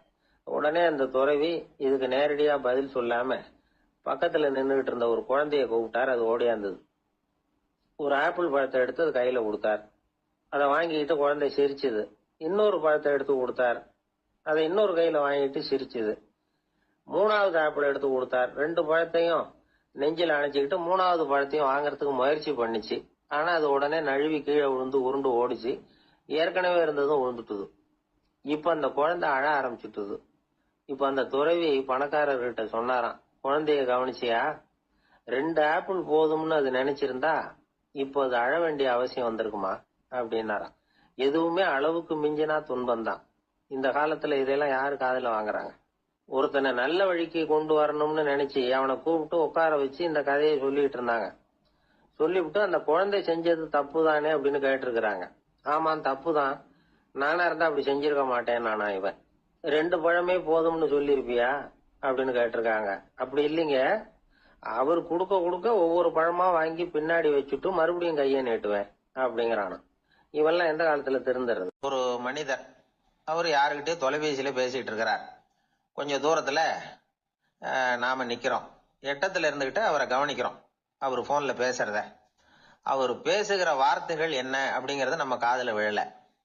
ஆனாலும் அவர் பேசிக்கிட்டு இருக்கிறது நல்ல செய்தியா கெட்ட செய்தியா அப்படிங்கறத நம்மால யூகிக்க முடியும். மகிழ்ச்சியான செய்தியை பேசும்போது முகம் மலருது, புன்னகை பூக்குது. இதுல ஒண்ணு நீங்க கவனிக்கணும். தொலைபேசியில நாம பேசுறப்போ நம்மோட பேசுறவர் எதிரில் இல்ல. அவர் தொலைபேசி வழியா நம்ம குரலை மட்டும்தான் கேட்க போறார். நம்ம முகத்தை அவர் பார்க்க போறது இல்ல. அப்படி இருந்தும் அப்ப நம்ம முகம் ஏன் மலரணும் அப்படின்னா, இதுதான் உடல் மொழி, பாடி லாங்குவேஜ் அப்படின்னு சொல்றாங்க. நம்ம அறியாமலேயே நம்ம உடம்பு செய்திகளை தெரிவிக்குது பாருங்க, அதுதான் உடல் மொழி. ஒரு மனிதர் தொலைபேசியில பேசிக்கிட்டு இருக்கிறத நீங்க தூரத்துல இருந்து கவனிச்சுக்கிட்டே, அவர் நண்பரோட பேசுறாரா, மனைவியோட பேசுறாரா, குழந்தையோட பேசுறாரா, இல்ல மேல் அதிகாரி கிட்ட பேசுறாரா, அல்லது அவருக்கு கீழே பணிபுரிகிறவர்கள் கிட்ட பேசுறாரா அப்படிங்கறத கண்டுபிடிக்கலாம். அதுக்கு காரணம் அவருடைய உடல் மொழி. இந்த உடல் மொழி கூட நம்ம வாழ்க்கையின் முன்னேற்றத்துக்கு பயன்படும். இத பத்தி எல்லாம் கூட சில நிபுணர்கள் ஆராய்ச்சி பண்ணி பார்த்திருக்கிறாங்க. அவங்க சில விவரங்களை சொல்றாங்க. குறிப்பா ஒருத்தர் தன்னுடைய நாற்காலியில கிட்டத்தட்ட படுத்துக்காத குறையா உட்கார்ந்து இருக்கிறாருன்னு வச்சுக்கோங்க. எதிர இருக்கிறவர் பேசுறது அவருக்கு பிடிக்கலன்னு அர்த்தமா. தலையை சொரிஞ்சுக்கிறது, வேற வேற திசைகள்ல பாக்குறது, கொட்டாவி விடுறது, கால்களை மாத்தி போட்டு உட்கார்றது, களைப்பா கை விரல்களை அப்படியே பின்னிக்கிறது, அடிக்கடி கடிகாரத்தை பாக்குறது, இப்படிலாம் ஒருத்தர் பண்ணிட்டு இருக்கிறாருன்னா நாம கூடிய சீக்கிரம் அந்த இடத்த விட்டு எழுந்திரிச்சு வந்துடுறது நல்லது. ஏன்னா இதெல்லாம் அவருடைய சலிப்பு, சோர்வு, ஆர்வமின்மை இதுக்கு அடையாளங்கள். நம்முடைய பேச்சு அவரை சலிப்படைய வச்சுட்டதுன்னு அர்த்தம். அவர் ரொம்பவும் சோர்ந்து போயிட்டாருன்னு பொருள். நம்முடைய பேச்சில் அவருக்கு ஆர்வம் இல்லைன்னு அர்த்தம். அதே நேரத்துல நாற்காலியின் நுனியில அமர்ந்து உடலை முன்னுக்கு நகர்த்தி எதிர இருக்கிறவரின் கண்களை பார்த்துக்கிட்டே பேசினாலும் சரி அல்லது பேச்ச கேட்டாலும் சரி, உங்க பேர்ல மத்தவங்களுக்கு உள்ள பிடிப்பு அதிகரிக்கும். நாம எப்படிப்பட்டவர்ங்கிறத நம்ம உடம்பும் நடை உடை பாவனையும் அடுத்தவங்களுக்கு காட்டி கொடுத்துரும். உங்க உடம்பு, உங்க பார்வை, நடை, உட்கார்ற விதம் இதை வச்சுக்கிட்டே நீங்க பொறுப்புள்ளவரா, முரடரா, அலட்சியமானவரா, மரியாதை தெரிஞ்சவரா, அடக்கமானவரா, நம்பிக்கைக்கு உரியவரா, நாணயம் இல்லாதவரா, பயந்தவரா, திறமசாலியா, அப்பாவியா அப்படிங்கறதெல்லாம் கண்டுபிடிச்சிடலாம். அதனால இந்த உடல் மொழியை புரிஞ்சுக்கிட்டு நம்மளை கொஞ்சம் சரிப்படுத்திக்கிட்டோம்னா வாழ்க்கையில சுலபமா பல காரியங்களை சாதிக்க முடியும். ஒரு மனநல மருத்துவமனை, அங்க ஒருத்தர் ஒரு நாற்காலியில உட்காந்துக்கிட்டு கார் ஓட்டுறது மாதிரி அப்படி பாவனை பண்ணிட்டு இருந்தார். ஸ்டேரிங்க திருப்புறது மாதிரி, பின்னாடி வர்ற வண்டியை நிக்க சொல்றது மாதிரி, அப்புறம் இவர் ஒதுங்கிக்கிட்டு அவருக்கு வழி விடுறது மாதிரி, இப்படிலாம் சேட்டைகள் பண்ணிட்டு இருந்தார் மனநல மருத்துவமனையில. இத பார்த்துக்கிட்டு இருந்த ஒருத்தர் பக்கத்துல இருந்த இன்னொருத்தர்கிட்ட கேட்டார், இவர் ஏன் இப்படி பண்றாரு, இவருக்கு ஏன் அப்படி வந்தது நிலைமை அப்படின்னு சொல்லி அவர் விசாரிச்சார். அப்ப அவர் விவரம் சொன்னார். வேற ஒண்ணும் இல்லைங்க, இவருக்கு கார் ஓட்டணும்னு ஆசை ரொம்ப காலமா, அது நிறைவேறாம போயிட்டுது. அதுக்கப்புறம் அவரு மனநோயாளியா மாறிட்டார். இங்க அழைச்சிட்டு வந்தாங்க. இங்க அழைச்சிட்டு வந்ததுல இருந்து அப்படிதான் பண்ணிட்டு இருக்கிறார். அப்ப கார் ஓட்டுறது மாதிரிலாம் பாவனை பண்ணிட்டு இருப்பார், திருப்புறது மாதிரி பண்ணுவார், பின்னாடி வர்றவங்களுக்கு இடம் விடுவார், இப்படிலாம் செய்யறார் அப்படின்னு விவரம் சொன்னாங்க. நீங்க சொல்லப்படாதா, இப்ப நீங்க கார் ஓட்டல, வெறும் நாற்காலியில தான் உட்கார்ந்து இருக்கிறீங்க அப்படின்னு நீங்க சொல்லப்படாதா அவருக்கு அப்படின்னு கேட்டாங்க. அது முடியாதுங்க, ஏன்னா அந்த காரை கழுவுறதுக்காக அவர் தினமும் எனக்கு 10 ரூபா கொடுத்துக்கிட்டு இருக்கிறார் அப்படின்னாராம் அங்க வேலை செஞ்சுக்கிட்டு இருந்த ஒருத்தர். அதனால வாழ்க்கையில நாம இந்த உடல் மொழியை புரிஞ்சுக்கணும். உடல் மொழிங்கிறது இப்ப ஆரம்பத்துல சொன்னது மாதிரி அந்த தொலைபேசியில பேசுறவங்கள தூரத்துல இருந்து பார்த்தாவே அவர் யாருகிட்ட பேசுறாரு, என்ன பேசுறாருன்னு தெரியும். நம்ம முகத்தை நல்லா வச்சுக்கணும். உடல் மொழிய நம்ம புரிஞ்சுக்கிட்டு பயன்படுத்த ஆரம்பிச்சோம்னா எந்த முயற்சி பண்ணினாலும் அதுல வெற்றி நிற்கும். ஒரு ஆள் இருந்தார், அவரு தன்னை ஒரு குருன்னு சொல்லிக்கிட்டார். மௌன குரு, வாயே திறக்கிறது இல்ல. அவருக்கு 2 சீடர்கள் உண்டு. இவங்க தான் வர்றவங்க கிட்ட பேசுவாங்க, விளக்கம் கொடுப்பாங்க. ஒரு நாள் இந்த சீடர்கள் 2 பேரும் எங்கேயோ வெளியில போயிட்டாங்க. அந்த நேரம் பார்த்து ஒருத்தர் அங்க வந்தார், குரு கிட்ட போனார். குருவே, புத்தர்னா என்னன்னு கேட்டார். குருவுக்கு ஒன்னும் புரியல. அவர் உண்மையான குருவா இருந்தாவில புரியும். அவர் திருன்னு முழிக்க ஆரம்பிச்சுட்டார். இந்த நேரம் பார்த்து இந்த சீடர்கள் எங்கேயோ போயிட்டாங்களே, என்ன பண்றது, உதவிக்கு யாராவது கிடைக்க மாட்டாங்களா அப்படின்னு அப்படியே சுத்தி பாக்குறார். அங்க பாக்குறார். வந்தவர் இதை கவனிச்சார். ஏதோ புரிஞ்சுக்கிட்டவர் மாதிரி அடுத்த கேள்வி கேட்டார். தர்மம்னா என்ன சுவாமின்னார். குருவுக்கு ரொம்ப சங்கடமா போச்சு. நம்ம நிலைமை இப்படி ஆயிட்டுதே, இக்கட்ல மாட்டிக்கிட்டோமே அப்படின்னு நினைச்சபடியே விட்டத்தை பார்த்தார். அப்புறம் குனிஞ்சு தரைய பார்த்தார். அப்படியே உட்காந்துக்கிட்டார். வந்தவர் உடனே அடுத்த கேள்விக்கு போயிட்டார். தியானம்னா என்ன சுவாமின்னார். பாவம் என்ன பண்ணுவார் அந்த குரு, பேசாம கண்ணை கெட்டியா மூடிக்கிட்டார். இது ஏதடா வம்பா போச்சுன்னு. இவர் இப்படி பண்ணா கூட வந்தவர் சளைக்கல. இன்னொரு கேள்வியும் கேட்டார். ஆசீர்வாதம்னா என்ன அப்படின்னார். இவர் பார்த்தார், இப்படியே போனா இவர் கேள்வி கேட்கறத நிறுத்த மாட்டார் அப்படின்னு நினைச்சுக்கிட்டு எனக்கு ஒண்ணுமே தெரியாதுங்கிற பாவனையில 2 கையையும் விரிச்சு காட்டினார். வந்தவர் முகத்துல மகிழ்ச்சி, மன நிறைவு, ஏதோ எல்லாம் புரிஞ்சுக்கிட்ட ஒரு மாதிரி அங்கிருந்து புறப்பட்டு போனார். வழியில அந்த குருவோட சீடர்கள் 2 பேரையும் சந்திச்சார். உங்க குருவை தான் பார்த்துட்டு வரேன்னாரு. இவரு என்ன நடந்ததுன்னு கேட்டாங்க. இவர் விவரமா சொல்றார். உங்க குரு எவ்வளவு பெரிய ஞானி தெரியுமா, புத்தர்னா என்னன்னு கேட்டேன், அதுக்கு அவர் அப்படியும் இப்படியும் பார்த்தார். அதுக்கு என்ன அர்த்தம் தெரியுமா, மக்கள் புத்தரை அங்கேயும் இங்கேயும் தேடுறாங்க, உண்மையில அவர் அங்கேயும் இங்கேயும் தேடி கண்டுபிடிக்க முடியாது அப்படிங்கறத அவர் செய்கை மூலம் உணர்த்தினார். அதுக்கப்புறம் தர்மம்னா என்னன்னு கேட்டேன். அவர் மேலையும் கீழையும் பார்த்து தர்மம் சமமானது, அதுல உயர்வு தாழ்வு இல்லைங்கிறத உணர்த்தினார். அதுக்கப்புறம் தியானம்னா என்னன்னு கேட்டேன். கண்ணை மூடிக்கிட்டார். கண்ணை மூடி காணுகிற அற்புதம் அது அப்படிங்கறத புரிஞ்சுக்கிட்டேன். கடைசியா ஆசீர்வதிக்கப்படுறது பத்தி கேட்டேன். கைகளை நீட்டி உதவுறது தான் அது அப்படிங்கறத தன்னுடைய இருகை விரிச்சு உணர்த்தினார். எவ்வளவு பெரிய மகான் அவரு அப்படின்னு சொல்லிவிட்டு அவர் பாட்டு போயிட்டார். சீடர்கள் அதுக்கப்புறம் மெதுவா குரு கிட்ட வந்து சேர்ந்தாங்க. அவங்கள பார்த்ததும் குருவுக்கு கோபம் வந்துட்டுது. அடே பாவிகளா, எங்கடா போய் தொலைஞ்சிங்க, நான் ஒரு ஆளுகிட்ட மாட்டிக்கிட்டு என்ன பாடுபட்டிருக்கேன் தெரியுமான்னார். இது மாதிரி தான் நாம சாதாரண மனிதர்களின் புற வேடங்களிலேயே மயங்கி போயிடுறோம். அவங்க பேச்சு, செய்கை, பார்வை இதுல எல்லாம் ஏதோ பெரிய தத்துவம் இருக்கிறதாக நினைச்சுக்கிறோம். உண்மையிலேயே அந்த தத்துவங்கள் யாருக்கு சொந்தம்? அவங்களுக்கு இல்ல, நமக்கு தான் சொந்தம். நாம தானே அதை கற்பிச்சுக்கிட்டோம். நம்ம நாம அடையாளம் கண்டுக்கிறது இல்ல, நாம யாருங்கிறது நமக்கு புரியறது இல்ல. அதுதான் இன்னைக்கு நடக்கிறது. அதனாலதான் அடுத்தவங்களை தேடி ஓடிட்டு இருக்கிறோம். சில வீடுகளில் கூட இது மாதிரி சைகைகள் உண்டு. சில குடும்ப தலைவர்கள் தினமும் காலையில கண்ணை கெட்டியா மூடிக்கிட்டு கை ரெண்டையும் சுத்தமா விரிச்சு வச்சுக்கிட்டே உட்காந்து தியானம் பண்றது வழக்கம். எதுக்காக அப்படி பண்றீங்கன்னு ஒருத்தரை பார்த்து கேட்டேன். இந்த மாசம் வாங்கின சம்பளம் பூரா தீர்ந்து போச்சு, இனிமே என் கையில சுத்தமா ஒண்ணும் இல்ல, புதுசா எதுவும் செலவு வச்சுடாதே அப்படிங்கறத அப்படி உள்ளங்கை ரெண்டையும் விரிச்சு காட்டி அவங்களுக்கு உணர்த்துறேன் அப்படின்னார். எனக்கு தெரிஞ்ச ஒருத்தர் இருக்கார். அவரு ஒரு பெரிய காவல்துறை அதிகாரி, ரொம்ப கண்டிப்பானவர். அவரை கண்டாவே எல்லாரும் பயப்படுவாங்க. அப்படிப்பட்டவர் வீட்டுக்கு போனா அப்படியே அடியோட மாறிடுவார். அங்க போய் பாத்தீங்கன்னா குழந்தைகளோட குழந்தையா அவர் விளையாடிட்டு இருப்பார். அலுவலக சமயத்துல பாத்தீங்கன்னா குதிரை முதுகுல அவர் உட்கார்ந்துருப்பார். வீட்டுல பாத்தீங்கன்னா அவரு முதுகுல குழந்தை உட்காந்துருக்கும். அவரு குதிரை மாதிரி போயிட்டு இருப்பார். இது எப்படிங்க முடியுது உங்களால அப்படின்னு கேட்டாங்க. அது ஒண்ணுமில்ல, இங்க வீட்டுக்கு வந்த உடனே என்னோட மனசை தனியா எடுத்து வச்சிருவேன் அப்படின்னார். அது என்னங்க உங்க சட்டப்பயிலியா இருக்குது மனசு, அது தனியா எடுத்து வைக்கிறதுக்கு அப்படின்னு கேட்டாங்க. அப்படி இல்லைங்க, இது ஒரு பயிற்சி, மனப்பயிற்சி, அவ்வளவுதான் அப்படின்னார். இப்படி சமயம் பார்த்து மனசை தனியா வச்சுவிட தெரிஞ்சவங்க வாழ்க்கையில எப்பவும் உற்சாகமா இருப்பாங்க அப்படிங்கிறது பெரியவங்க கருத்து.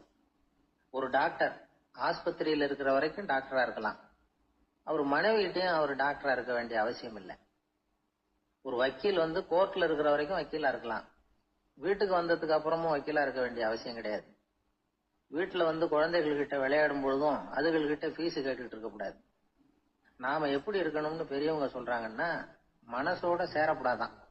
அப்படி சேராம வாழ்க்கையை கவனிக்கணுமா. மனசை அப்படியே தனியா எடுத்து பக்கத்துல வச்சுடணும். அப்படின்னா அதை அப்படியே தூக்கி எறிஞ்சுடு அப்படின்னு அர்த்தம் இல்லை. ஏன்னா மனசுங்கிறது நமக்கு உபயோகப்படக்கூடிய ஒண்ணுதான். எப்ப எப்போ அது தேவையோ அப்பப்போ எடுத்து உபயோகப்படுத்திக்கணும்.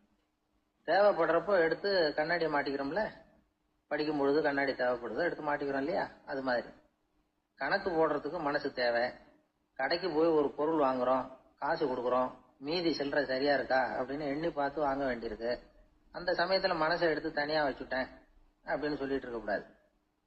பரீட்சைக்கு படிக்க வேண்டியிருக்குது, படிச்சதையெல்லாம் அப்படியே நினைவுல வச்சுக்க வேண்டியிருக்கு. அந்த சமயத்துல மனசை தூக்கி எறிஞ்சுட்டேன் சார் அப்படின்னு சொல்லிட்டு இருக்க கூடாது. அப்படி சொன்னா பரீட்சை நம்மளை தூக்கி எறிஞ்சிடும். அதனால தேவைப்படுறப்போ மனசை உபயோகப்படுத்தணும், தேவையில்லாதப்போ அது தனியா ஓய்வு எடுத்துக்க விட்டுடணும். இப்படி நாம பழக்கப்படுத்திக்கிட்டா வாழ்க்கைங்கிறது நமக்கு புதுசா தெரியுமா. மனசுக்கும் ஒரு சக்தி கிடைக்கும். எந்திரங்களுக்கு ஓய்வு கொடுக்கற மாதிரி மனசுக்கும் ஓய்வு கொடுக்கணும், இல்லைன்னா அது களைச்சு போயிடும். குழந்தைகள் மனசை சுமந்துகிட்டு இருக்கிறது இல்ல. இது முதியவர்கள் குழந்தைகள் கிட்ட இருந்து கத்துக்க வேண்டிய ஒரு பாடம். ஆனாலும் இந்த கால குழந்தைகள் கிட்ட ரொம்ப எச்சரிக்கையா இருக்க வேண்டியிருக்கு. ஒரு தாத்தாவும் பேரனும் விளையாடிக்கிட்டு இருக்கிறாங்க. தாத்தா எனக்கு சைக்கிள் ஓட்ட கத்து கொடு அப்படிங்கிறான் பேரன். சைக்கிள் உயரம் கூட இல்ல, அதுக்குள்ள சைக்கிள் ஓட்டணுமா அப்படின்னாரு தாத்தா. ஏன் தாத்தா, ரயில் ஓட்டுறாரு, அவர் என்ன ரயில் நீளமா இருக்கார் அப்படின்னு கேட்டானா அந்த பையன். அவருடைய சீடர்கள் கொஞ்சம் பேர் ஒரு பாதை வழியா நடந்து போயிட்டு இருக்கிறாங்க. வழியில ஒரு ஆறு, அதை கடக்க வேண்டி இருந்தது. ரொம்ப ஆழம் கிடையாது. அதனால எல்லாரும் இறங்கி நடக்க ஆரம்பிச்சாங்க. அப்போ அந்த குரு சொன்னாராம், ஞானம் பெற்றவன் ஆற்றை கடக்கும் போது அவனுடைய கால்கள் ஒருபோதும் நனையாது அப்படின்னாராம். இத கேட்டது சீடர்களுக்கு ஒன்றும் புரியல. அவங்க எல்லாரும் குழம்பி போயிட்டாங்க. ஞானம் பெற்றவர்கள் காலு தண்ணீர்ல நனையாதுன்னு சொல்றாரே நம்ம குரு, ஆனா இவரு கால் இப்ப தண்ணீர்ல நனையுதே அப்படின்னா இவருக்கு இன்னும் ஞானம் கிடைக்கலன்னு அர்த்தமா? இப்படி எல்லாம் யோசிக்க ஆரம்பிச்சுட்டாங்க. ஒரு சீடன் மெதுவா கேட்டுட்டான், சுவாமி, ஞானியின் பாதங்கள் ஒருபோதும் நனையாது அப்படின்னு சொல்றீங்க, ஆனா உங்களுடைய பாதங்கள் நனைஞ்சிருக்குதே அப்படின்னா. முட்டாளே, நனைஞ்சிருக்கிற பாதங்கள் என்னுடையது இல்லைன்னார் குரு. அவரு சொல்றது சரிதான், அதுல ஒன்னும் குழப்பம் இல்லை. அந்த தண்ணீர் அவரை தொட முடியாது. குரு என்ன சொல்றாரு தெரியுமா? எதுவும் என்ன தொட முடியாது, ஏன்னா நான் இல்லை அப்படிங்கிறாரு. நானே இல்லைங்கிறப்போ எதுவும் என்ன தொட முடியாது. இந்த கால் என்னுடையதுங்கிற நினைப்பு இருந்தா தானே தண்ணீர் அதை தொடர்றது எனக்கு தெரியும். நீங்க ஒரு குருவோட தொடர்பு கொள்ளுகிற போது ஒன்னு ஞாபகத்துல வச்சுக்கணும். அவர் யாராகவும் இல்லாத ஒருத்தர், அதாவது நோபடி. நீங்க தொடர்பு கொள்றது ஒரு ஸ்தூல பொருளோட அல்ல, ஒரு தோற்றத்தோட மட்டுமே. இதெல்லாம் பெரியவங்க பேசுற பேச்சு. அந்த அளவுக்கு நான்கிற உணர்வே இல்லாம இந்த உலகத்துல நம்மால வாழ முடியுமா? அது நடைமுறை சாத்தியமா? பற்றில்லாமல் வாழணும்னு பல பேர் அறிவுரை சொல்றாங்க. நம்ம லெவல்ல நாம குறைஞ்சபட்சம் பேராசை இல்லாம வாழ கத்துக்கிட்டா போதும். ஒருத்தன் நிலத்தை உழுதுகிட்டு இருந்தான். ஏறுகால ஏதோ தட்டுப்பட்ட மாதிரி தெரிஞ்சது. என்னன்னு பார்த்தான், அழகான சிலை ஒண்ணு கிடைச்சது. நல்ல விலைக்கு இதை விற்க முடியும். அதை அப்படியே மறைச்சு வச்சிருந்து பொழுது சாஞ்ச உடனே யாருக்கும் தெரியாம வீட்டுக்கு கொண்டுட்டு வந்துட்டான். வீட்டுல இருந்த மனைவி மக்கள்லாம் ஆளாளுக்கு ஒரு கற்பனை செய்ய ஆரம்பிச்சுட்டாங்க. இந்த சிலையை வித்து கிடைக்கிற பணத்துல பெருசா வீடு ஒண்ணு கட்டணும் அப்படிங்கிற நினைப்பு மனைவிக்கு. கழுத்து நிறைய நகை பண்ணி போட்டுக்கணுங்கிற கற்பனை மகளுக்கு. ஒரு நல்ல கார் வாங்கி அதுல உட்காந்து ஊர் சுத்தணுங்கிற ஆசை மகனுக்கு. இப்படி வீட்டுல இருந்த ஒவ்வொருத்தரும் ஒவ்வொரு விதமான கற்பனை சந்தோஷத்துல மிதந்துகிட்டு இருக்கிறாங்க. ஆனா அந்த புதையலை எடுத்துக்கிட்டு வந்தானே, அவன் மட்டும் ரொம்ப சோகமா ஒரு மூலையில உட்காந்துருக்கிறான். என்னாச்சு உங்களுக்கு, ஏன் இப்படி என்னத்தையோ பறி கொடுத்த மாதிரி உட்காந்துருக்குறீங்க அப்படின்னு கேட்டாங்க வீட்டுக்காரம்மா. இதுக்கு அவன் மெதுவா தலையை தூக்கி பதில் சொல்றான். அந்த நாள்ல காணாம போனது 18 சிலைகள் அப்படின்னு என்னுடைய பாட்டனார் சொல்லுவார். இன்னும் 17 சிலைகள் எங்க புதைஞ்சு கிடக்குதோ தெரியலையே அப்படின்னு பெருமூச்சு விட்டான். ஆசைப்படுறதுல தப்பு இல்லை, ஆனா அந்த ஆசை தேவைக்கு தகுந்த மாதிரி இருக்கணும். தேவைக்கு மீறிய ஆசைகள் இருக்கு பாருங்க, அது தேவையில்லை. இந்த கருத்தை வலியுறுத்தது மாதிரி ஒரு கதை உண்டு. தேவேந்திரனுக்கு திடீர்னு வீடு கட்டணும்னு ஒரு ஆசை வந்துதான். வீடுன்னா நாம கட்டுற மாதிரி இல்லை. தேவேந்திரன் வீடுன்னா சும்மாவா? ஒரு பிரம்மாண்டமான அரண்மனை கட்டணும். அது மாதிரி இந்த 3 லோகத்திலயும் ஒரு அரண்மனை கிடையாது அப்படின்னு எல்லாரும் சொல்லணும். இது அவனோட ஆசை. உடனே தேவ தச்சரான விஸ்வகர்மாவை கூப்பிட்டான், உத்தரவு போட்டான். விஸ்வகர்மா தன்னுடைய உதவியாளர்களை எல்லாம் கூப்பிட்டு ஒன்னா சேர்த்துக்கிட்டார். படாத பாடுபட்டு ஒரு பெரிய அரண்மனையை கட்டி முடிச்சார். கட்டி முடிக்க 1000 வருஷம் ஆச்சு. தேவேந்திரன் பார்க்கறான். அவனுக்கு திருப்தி ஏற்படலை. என்னுடைய அந்தஸ்துக்கு இது ரொம்ப சாதாரணமான கட்டிடம், இதை விட இன்னும் பெருசா கட்டு அப்படின்னா. தேவ தச்சர் திணறி போயிட்டார். அவரால் அதுக்கு மேல எதுவும் செய்ய முடியல. என்ன பண்றதுன்னு யோசனை பண்ணார். நேரா நாரதர் காலில் போய் விழுந்தார். நீங்க தான் என்ன இந்த பிரச்சனையிலேருந்து காப்பாற்றணும்னார். நாரதர் யோசனை பண்ணார். சரி கவலைப்படாதேன்னார். நேரா இந்திரன் கிட்ட போனார். இந்திரன் நாரதரை பார்த்த உடனே வாங்கன்னு கூட்டிட்டு போய் அரண்மனையை காட்டினான். இது மாதிரி ஒரு அரண்மனையை நீங்க வேற எங்கேயாவது பார்த்துருக்கிறீங்களா அப்படின்னு ரொம்ப பெருமையா கேட்டான். நான் பார்த்ததில்ல, ஆனா என்னை விட வயசுல மூத்தவர் மகரிஷி லோமேசர், அவர் ஒரு வேளை பார்த்துருக்கிறாரா என்னமோ அப்படின்னார். உடனே அவரை மனசுல நினைச்சு தியானம் பண்ணினார். அடுத்த கணம் லோமேசர் அங்க வந்தார். இடையில ஒரு சின்ன துண்டு, கையில ஒரு கமண்டலம், தலையில ஒரு பாய், அவ்வளவுதான் அவர்கிட்ட இருந்தது. எதுக்காக தலையில எந்த பாய் அப்படின்னு கேட்டான் இந்திரன். என்ன மாதிரி அற்ப ஆயுள் உள்ள ஒரு ஜீவன் தனியா வீடு கட்டிக்கிட்டு திண்டாடணுமா? இந்த பாய் தான் ஒரு வீடு மாதிரி எனக்கு நிழல் கொடுக்குது அப்படின்னார் அவர்.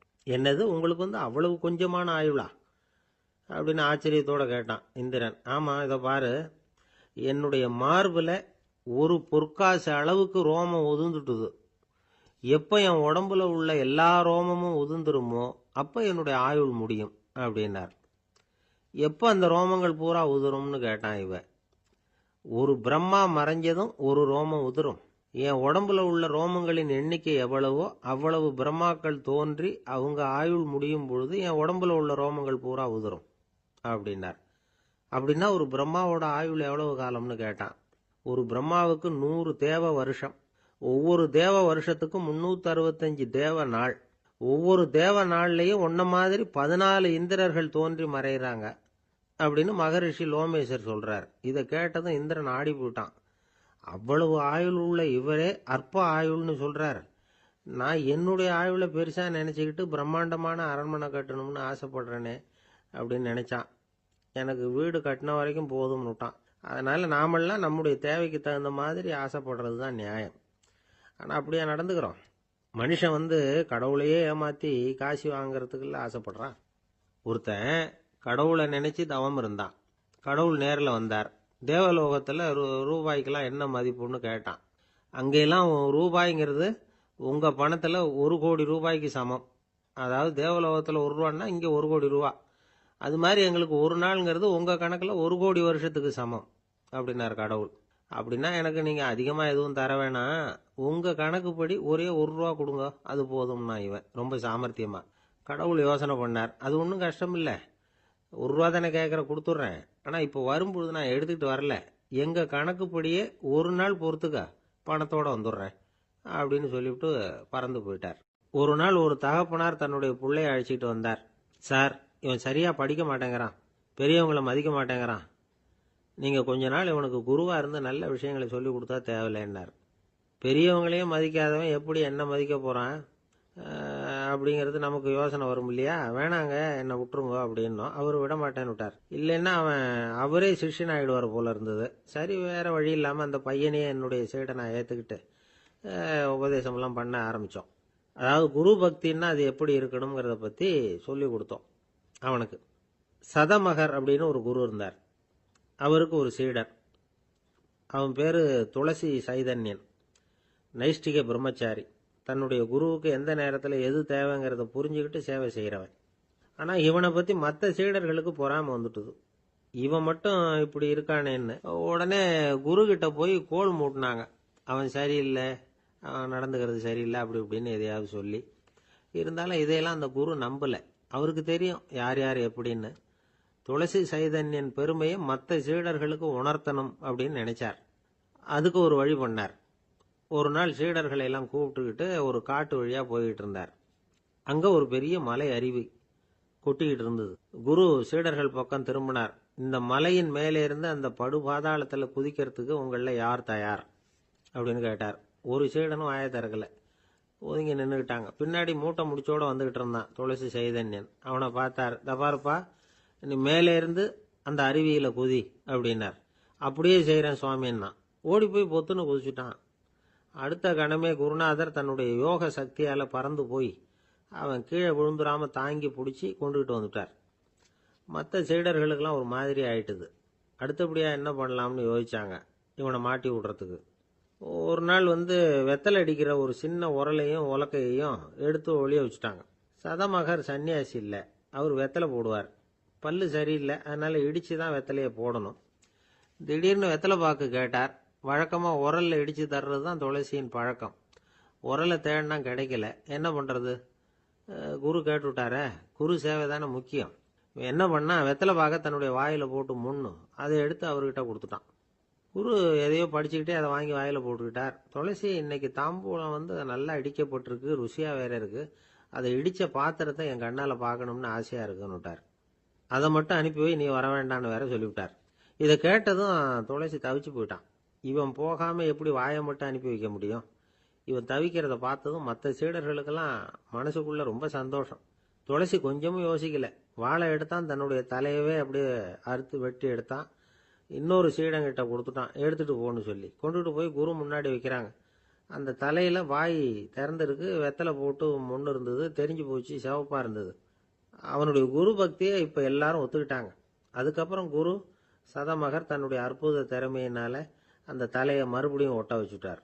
துளசிக்கு உயிர் வந்துட்டுது. இப்படி ஒரு பெரிய கதை உண்டு. அதாவது துளசி சைதன்யன் அவனுடைய குரு பக்தி எப்படி அப்படின்னு கேட்டோம். ரொம்ப அபாரம் அப்படின்னு அந்த பையன் அடக்கமா, சும்மா விளையாட்டுக்காக தான் அப்படி அவங்ககிட்ட கேட்டோம். ஏன்பா, உன்னுடைய குரு பக்தியை என்கிட்ட காட்டுறதுக்கு உன்னோட கழுத்தை நீயே அறுக்கணும்னு நான் சொன்னா அதை நீ செய்வியா அப்படின்னு கேட்டோம். என்னுடைய கழுத்தை நானே அறுக்க வேண்டிய அவசியம் இல்லை சார் அப்படின்னா அவன். ஏண்டான்னு, அதே காரியத்தை தான் இனிமேல் நீங்கள் தினமும் செய்ய போறீங்களே சார் அப்படிங்கிறான். ஒருத்தர் ரொம்பவும் மகிழ்ச்சியாக வந்துக்கிட்டு இருந்தார். என்ன விஷயம்னு விசாரித்தேன். நான் தோற்று போயிட்டேன், அதுதான் மனசுக்கு மகிழ்ச்சியாக இருக்குது அப்படின்னார். எனக்கு இது ரொம்ப ஆச்சரியமாக போச்சு. இந்த உலகத்தில் தோற்று போகிறவங்க யாரும் மகிழ்ச்சியாக இருக்கிறது இல்லை. அப்படி இருக்கிறப்ப இவர் இப்படி சொல்கிறாரே, எங்கே தோற்று போனீங்கன்னு கேட்டேன். அதுக்கப்புறம் தான் அவர் விவரமாக சொன்னார். என்னோட 5 வயசு குழந்தையோட நான் விளையாடிக்கிட்டு இருந்தேன். அந்த விளையாட்டில் என் குழந்தை ஜெயிச்சுட்டுது, நான் தோத்து போயிட்டேன் அப்படின்னார் ரொம்ப உற்சாகமாக. நான் யோசித்து பார்த்தேன். அதாவது நாம் சின்ன குழந்தையா இருக்கிறப்போ எந்த விளையாட்டில் கலந்துக்கிட்டாலும் அதில் நாம தான் ஜெயிக்கணும்னு ஒரு வெறி நமக்குள்ளே இருக்கும். நம்மளை எதிர்த்து விளையாடுறவர் நல்லவரா கெட்டவரா, பெரியவரா சின்னவரா அப்படிங்கிறதெல்லாம் முக்கியம் கிடையாது. அவர் தோத்து போகணும், நாம ஜெயிக்கணும், அதுதான் முக்கியம். எதிரியை சந்தோஷப்படுத்த விளையாடுகிற கலை அப்ப நமக்கு தெரியறதில்ல. வாழ்க்கையில் ஒரு பக்குவம் வந்ததுக்கு அப்புறம் வெற்றி பெறணுங்கிற மன அழுத்தம் போயிடுது. போட்டியில் ஜெயிக்கணுங்கிறத விட குழந்தையை சந்தோஷப்படுத்தணுங்கிறது முக்கியமாக போச்சு. ஜெயிக்கணுங்கிற வெறி ஓடி போட்டுது. ஒரு குழந்தையா இருந்தப்போ நம்ம வளர்ச்சிக்கு உதவிய வெறி பெரியவனானதுக்கு பிறகு நமக்கு எதிரியா மாறுது. அதை சரியான சமயத்தில் நாம் புரிஞ்சுக்கிட்டோம்னா போதும், நாம் பொழைச்சிக்கலாம். ஒவ்வொரு மனுஷனுமே வாழ்க்கையோட அடுத்த கட்ட வளர்ச்சியில் அடி எடுத்து வைக்கிற நேரத்தில் தன்கிட்ட இருந்து ஏதோ ஒரு குணத்தை அல்லது தன் குணம் இருந்த ஏதோ ஒரு உறவை நாம் இழக்கத்தான் வேண்டியிருக்குது. ஒரு கட்டம் வரைக்கும் உதவியா இருந்த குணம் அடுத்த கட்டத்துக்கு தடையா கூட மாறிடலாம். இந்த பரிமாண மாற்றத்துக்கு உள்ளாகிற ஒவ்வொருத்தரும் பிரத்யட்சமா இதை உணர்றாங்க.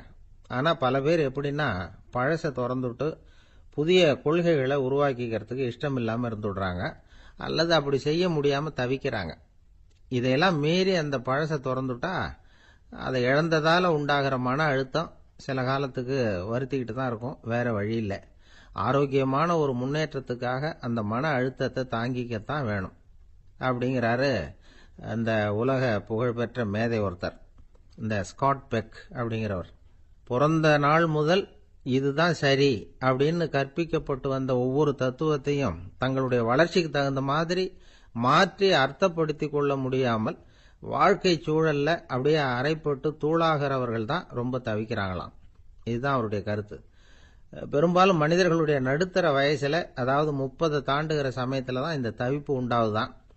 இதை தான் மேற்கத்திய நாடுகளில் அடிக்கடி மிட் லைஃப் கிரைசிஸ் அப்படின்னு சொல்றாங்க. அப்பப்போ பழசையெல்லாம் தொலைச்சி விட்டு புதுசா பிறக்கிறதுக்கு கத்துக்கணும். ஒவ்வொரு நிமிஷத்தையும் அந்த நிமிஷத்துக்கு ஏற்ற சித்தாந்தம் கொண்டவர்களாக சந்திப்போம் அப்படிங்கிறார் அந்த உளவியல் நிபுணர். இப்படி பழகிக்கிட்டா வாழ்க்கை இன்பமயம், இல்லைன்னா தவிப்பு மயம்தான். பழசை தொலைக்க முடியாதவர்களில் எத்தனையோ பேர் உண்டு, எத்தனையோ ரகம் உண்டு. அதில் வேடிக்கையான நண்பர்களும் உண்டு.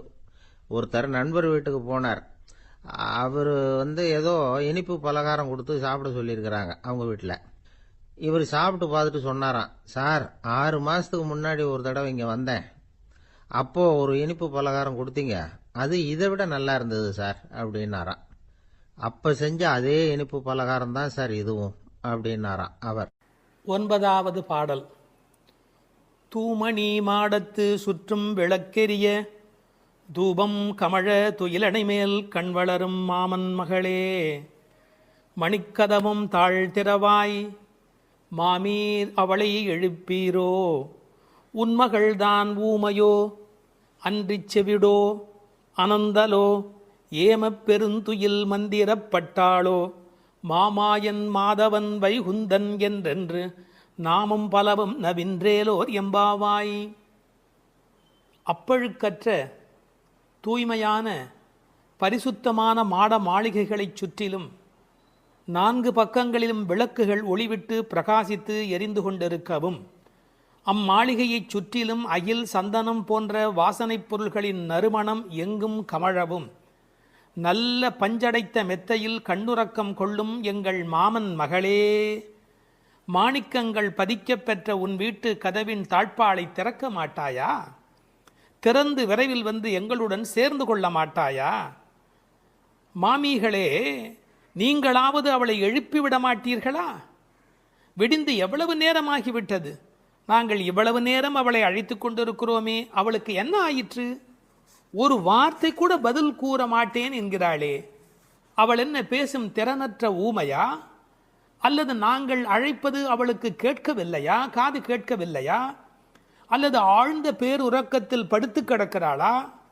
அல்லது யாரேனும் கட்டுப்படுத்தி அவளை பெருந்துயில் கொள்ளுமாறு செய்து விட்டார்களா? அல்லது ஏதேனும் மந்திரம் மாயம் செய்திருக்கிறார்களா? அதன் வசம் கட்டுப்பட்டு இப்படி பேருறக்கம் கொண்டு கிடக்கிறாளே.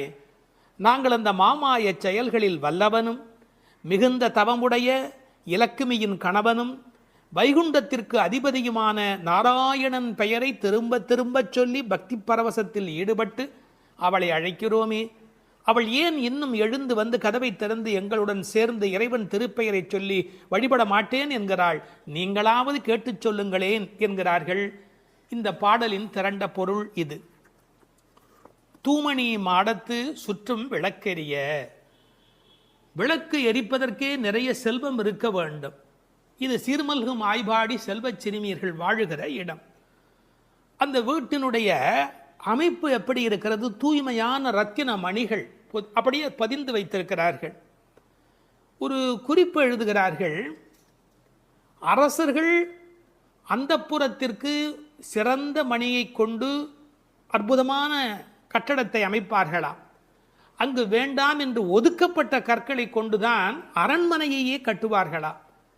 இது துவளில் மண்டபம், அது தூமணி மாடம் என்று அதற்கு ஒரு விளக்கம் சொல்கிறார்கள். ஆக இழைத்து இழைத்து தூய்மையான மணியினை கொண்டு வந்து கட்டியிருக்கிறார்கள். அது ரத்தின மணி. இந்த பெண் எழுந்திருந்திருக்க வேண்டும், எழுந்திருக்கவில்லை. ஒரு வித்தியாசம் இருக்கிறது. ஒரு குடும்பம் விழிப்பதற்கு முன்பு விழிக்க வேண்டியவள் அந்த வீட்டில் இருக்கிற பெண். ஏனென்றால் ஆண் எழுந்தால் அவனை மட்டும்தான் சுத்தம் செய்து கொள்கிறான், பெண் எழுந்தால் அந்த வீடே சுத்தமாகிறது என்று ஒரு பொன்மொழி சொல்வார்கள். எனவே ஒரு பெண்ணாகி இருக்கிறவள் இப்படி உறங்கிக் கொண்டிருக்கலாமா? தூமணி மாடத்து சுற்றும் விளக்கெரிய. 4 புறங்களிலும் நல்ல விளக்கு எரிந்து கொண்டிருக்கிறது. அது மட்டுமல்ல, அகில் சந்தனம் போன்ற நறுமண புகை வீசுகிறது. தூபம் கமழ. செல்வச் செழிப்பு. துயிலணை மேல் கண் வளரும். அது தூங்குவதற்காகவே அமைக்கப்பட்டிருக்கிற ஒரு பெரிய மெத்தை. அதாவது அந்த மெத்தையை பார்த்தாலேயே வா வா வா வந்து படு என்று அழைப்பதை போல 5 விதமான சிறப்புகள் அமைந்திருக்கக்கூடிய பஞ்சனை அது. அதில் அழகு இருக்கிறது, மென்மை இருக்கிறது, குளிர்ச்சி இருக்கிறது, சுகம் இருக்கிறது. அப்படிப்பட்ட அருமையான அந்த பஞ்சனையின் மீது அவள் படுத்திருக்கிறாள். தமிழிலே தூங்குகிறார்கள் என்று சொல்ல மாட்டார்கள், கண்வளராய் என்று சொல்வார்கள், மங்களம் கருதி. ஏன்னால் தூங்கிவிட்டார் என்றால் அமங்கலமாகிவிடுமே என்பதற்காக கண்வளராய் என்று சொல்லை பயன்படுத்துவது வழக்கம். சின்ன வயதிலிருந்து குழந்தை கண் வளருது என்று ஒரு வார்த்தை சொல்வார்கள். அதில் ஒரு விஞ்ஞான குறிப்பே இருக்கிறது. உண்மையிலேயே கர்ப்பத்தில் குழந்தை தூங்குவதால் தான் வளருகிறது. அது ஒரு 10 மாத காலம் தாயின் கர்ப்பத்தில் கண் திறக்காது. கண் திறந்து விட்டால் ஊமை, அது விதவிதமான குறைபாடு உடைய ஊனமான குழந்தையா வந்து பிறக்கும் என்று விஞ்ஞான குறிப்பு இருக்கிறது. அந்த குழந்தை கண்களை மூடிக்கொண்டு தூங்கிக் கொண்டே இருக்கும். அதில் என்ன ஆச்சரியம் என்று கேட்டால், அப்போதான் அது வளருகிறது. ஒரு புள்ளியிலிருந்து ஒரு குழந்தையாக முழுமையாக வளருகிறது. அந்த கண் வளருதல் என்பதிலே தூங்கும் போது வளர்ச்சி நிகழ்கிறது என்கின்ற ஒரு குறிப்பு இருக்கிறது. மனிதனுக்கு கூட தூக்கம் அவசியம். ஏன்னா உடம்பில் இருக்கிற செல்கள் தங்களை புதுப்பித்துக் கொள்வதற்கு மனிதன் தூங்க வேண்டியிருக்கிறது. அடுத்து உறவு சொல்லி அழைக்கிறாள். மாமன் மகளே. இவள் அந்தணகுல பெண் என்றாலும் 1000 குலமகளாக ஆகும் விருப்பத்தின் காரணமாக ஒரு சம்பந்தத்தை ஏற்படுத்தி கொள்கிறாளாம். இதை உரையாசிரியர்கள் எழுதும்போது ஒரு அழகான வாக்கியமாக குறிப்பிடுகிறார்கள். திருவாய்ப்பாடியிலே ஒரு பிரகிருதி சம்பந்தம் தனக்கு உஜ்ஜீவன ஹேதுவாக ஆண்டாள் ஆசைப்பட்டபடி. அழகிய மணவாள பெருமாள் நாயனாருடைய வியாக்கியானத்திலே திருவாய்ப்பாடியிலே ஒரு பிரகிருதி சம்பந்தம் தனக்கு உஜ்ஜீவன ஹேதுவாக ஆண்டாள் ஆசைப்பட்டபடி மாமன் மகளே என்று உறவு சொல்லி அவள் அழைக்கிறாள். மணிக்கதவம் தாழ்த்திரவாய். அது உள்ளிருப்பது வெளியே தெரியும்படி அமைக்கப்பட்டிருக்கிற ஒரு வீடு. அவள் எப்படி தூங்குகிறாள் என்பது கூட வெளியே தெரிகிறது. அந்த கட்டில், அந்த மெத்தை, அந்த விளக்கு எரிகிறது. இந்த பாடலே மிக ரசமான ஒரு பாடல். திருப்பாவையில் 30 பாட்டு அழகு என்று சொன்னால் இந்த பாட்டுக்கு என்று தனியான ஒரு ரசனை உலகத்தில் தனியான ஒரு கூட்டமே உண்டு. மணிக்கதவம் தாழ்த்திரவாய், நீ வந்து திற. ஏன்னா எழுந்து வந்து திறக்கிற போது நாங்களா திறந்து கொண்டு உள்ள வந்தால் அது மரியாதையாக இருக்காது ஒரு வீட்டுக்குள்ளே. நீ வந்து திற. ஆனால் அவள் அசைவதாக தெரியவில்லை. அவளுடைய அம்மா எழுந்து விட்டாள். அவள் மற்ற வேலைகள் பார்த்து கொண்டிருக்கிறாள். அதனால உறவு சொல்லி அவளை அழைக்கிறார்கள். மாமீர், அவளை எழுப்பீரோ? நீங்கள் அவளை எழுப்பிவிடக்கூடாதா? அப்படி தூங்கி கொண்டிருக்கிறாளே. உன் மகள்தான் தன்னுடைய தோழியினுடைய தாயை பார்த்து சொல்கிறாள், உன் மகள்தான் ஊமையோ அன்றி செவிடோ. என்ன பொருள் தெரியுமா? பேச்சு வராதவர்கள் என்று பொருள் அல்ல, ஊமை என்ற சொல்லுக்கு இறை நாமம் சொல்லாதவர் என்று பொருள் என்று எழுதுகிறார். இறைவனுடைய நாமத்தை சொல்ல வேண்டிய சந்தர்ப்பத்தில் சொல்லவில்லை என்றால் பிறகு நாக்கிருந்து என்ன பையன்? பேசாத நாளெல்லாம் பிறவா நாளே என்பார்கள் அல்லவா? உண்ணா நாள் என்பது இந்த உலகத்தில் சாப்பிடாத நாள் அல்ல, உன்னை வணங்காத நாள் தான் உண்மையிலேயே உண்ணா நாள் என்று குறிப்பிடுவார்கள். ஊமையோ அன்றி செவிடோ என இறைவன் புகழ் கேளாத செவி என்ன செவியே என்று சிலப்பதிகாரம் பேசும். இந்த பெருமானுடைய புகழை நாங்கள் சொல்லுகிறோம், அவள் காதிருந்தும் கேட்கவில்லையே. நேற்று வரை நன்றாக பேசினாளே, இன்று என்ன ஊமையாகிவிட்டாளா? அழைப்பு அவள் காதில் போய் விழவில்லையா? அல்லது இரண்டுமே அவளுக்கு இணைந்து விட்டதா? சோம்பல் வயப்பட்டாளா? யாரேனும் மந்திரம் மாயம் செய்து விட்டார்களா? என்ன நடந்து விட்டது?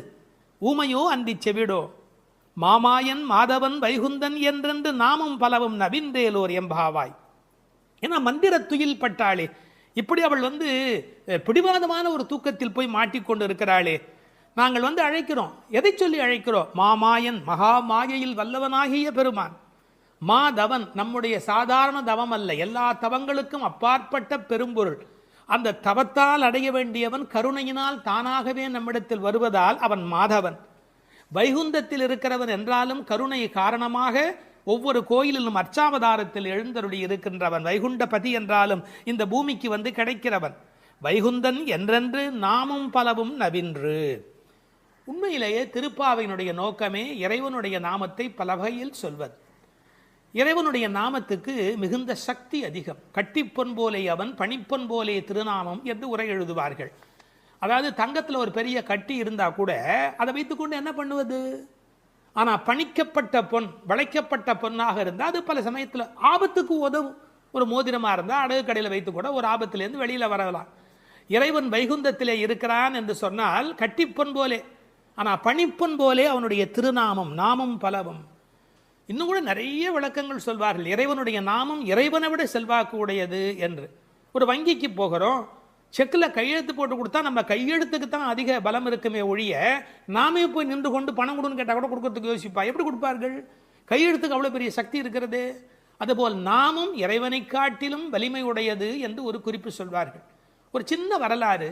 காஞ்சி மகா சுவாமிகள் உடல்நலக் குறைவு மாதிரி ஜுரத்தில் இருக்கிறார்கள். மருத்துவர் வர சொன்னார்கள். அவர் உடனே மருந்தெல்லாம் கொடுக்க வேண்டி இருக்குமோ என்ற எண்ணத்தில் அவர் வந்தார். உன்னை யார் இப்படிலாம் வர சொன்னா? நீ உட்கார், நான் இப்போ என்னுடைய டெம்பரேச்சர் எடுத்துக்கோ, விஷ்ணு சஹஸ்ரநாமம் சொல்ல போகிறேன், சொல்லி முடிச்சதுக்கப்புறம் டெம்பரேச்சர் எப்படி இருக்கு பார் அப்படின்னு சொல்லிட்டு விஷ்ணு சஹஸ்ரநாமம் சொல்லுவதற்கு முன்பு ஜுரம் இருந்தது. சொல்லி முடித்த பிறகு ஜுரம் இல்லவே இல்லை. உன்னை எதுக்கு தெரியுமா கூப்பிட்டேன்? மருந்து கொடுத்து தான் இதை காப்பாற்றணுங்கிறது இல்லை, விஷ்ணு சஹஸ்ரநாமம் சொன்னாலேயே ஜுரம் போயிடும்னு தெரிஞ்சுக்கோ என்று ஒரு செய்தி சொன்னதாக ஒரு வரலாறு உண்டு. அவனுடைய நாமம் எல்லா நோய்களையும் போக்கக்கூடியது. அந்த நாமம் பலவும் நவின்றேலோர் எம்பாவாய். அந்த நாமங்களை நாம் வாய் திறந்து பாடுவோம் என்பதாக இந்த பாட்டு நிறைவு பெறுகிறது. திருப்பாவை 7ஆம் பாடல். நாயக பெண் பிள்ளையை எழுப்புகிறார்கள். கீசு கீசென்று எங்கும் ஆனை சாத்தன் கலந்து பேசின பேச்சரவம் கேட்டிலையோ பேய் பெண்ணே, காசும் பிறப்பும் கலகலப்ப கைவேர்த்து வாசன் அருங்குழல் ஆய்ச்சியர் மத்தினால் ஓசைப்படுத்த தயிர் அரவம் கேட்டிலையோ நாயகப் பெண் பிள்ளாய் நாராயணன் மூர்த்தி, கேசவனைப் பாடவும் நீ கேட்டே கிடத்தியோ தேசமுடையாய் திரவேலோர் எம்பாவாய்.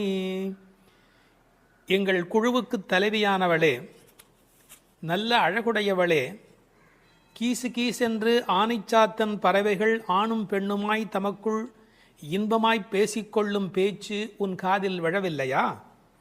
பொழுது விடிந்ததை அறியாமல் பேய்த்தூக்கம் தூங்குகிறாயே. நறுமணம் பொருந்திய குழல்களை உடைய ஆயர் மகளிர் அச்சுத்தாலியும் ஆமைத்தாலியும் ஒலிக்கும்படி தமது கைகளை மாற்றி மாற்றி மத்தினால் தயிர் கடையும் பெரிய ஒலி உன் காதில் விழவில்லையா? உயிர்களின் உள்ளும் புறமும் நிறைந்துள்ள நாராயணன், அழகிய வடிவை உடையவன், நமது ஆயர்பாடியில் கண்ணனாக வந்து தன்னை கொல்ல வந்த கம்சன் விடுத்த கேசி என்ற அரக்கனை கொன்று கேசவன் என்று பெயர் பெற்றவன்.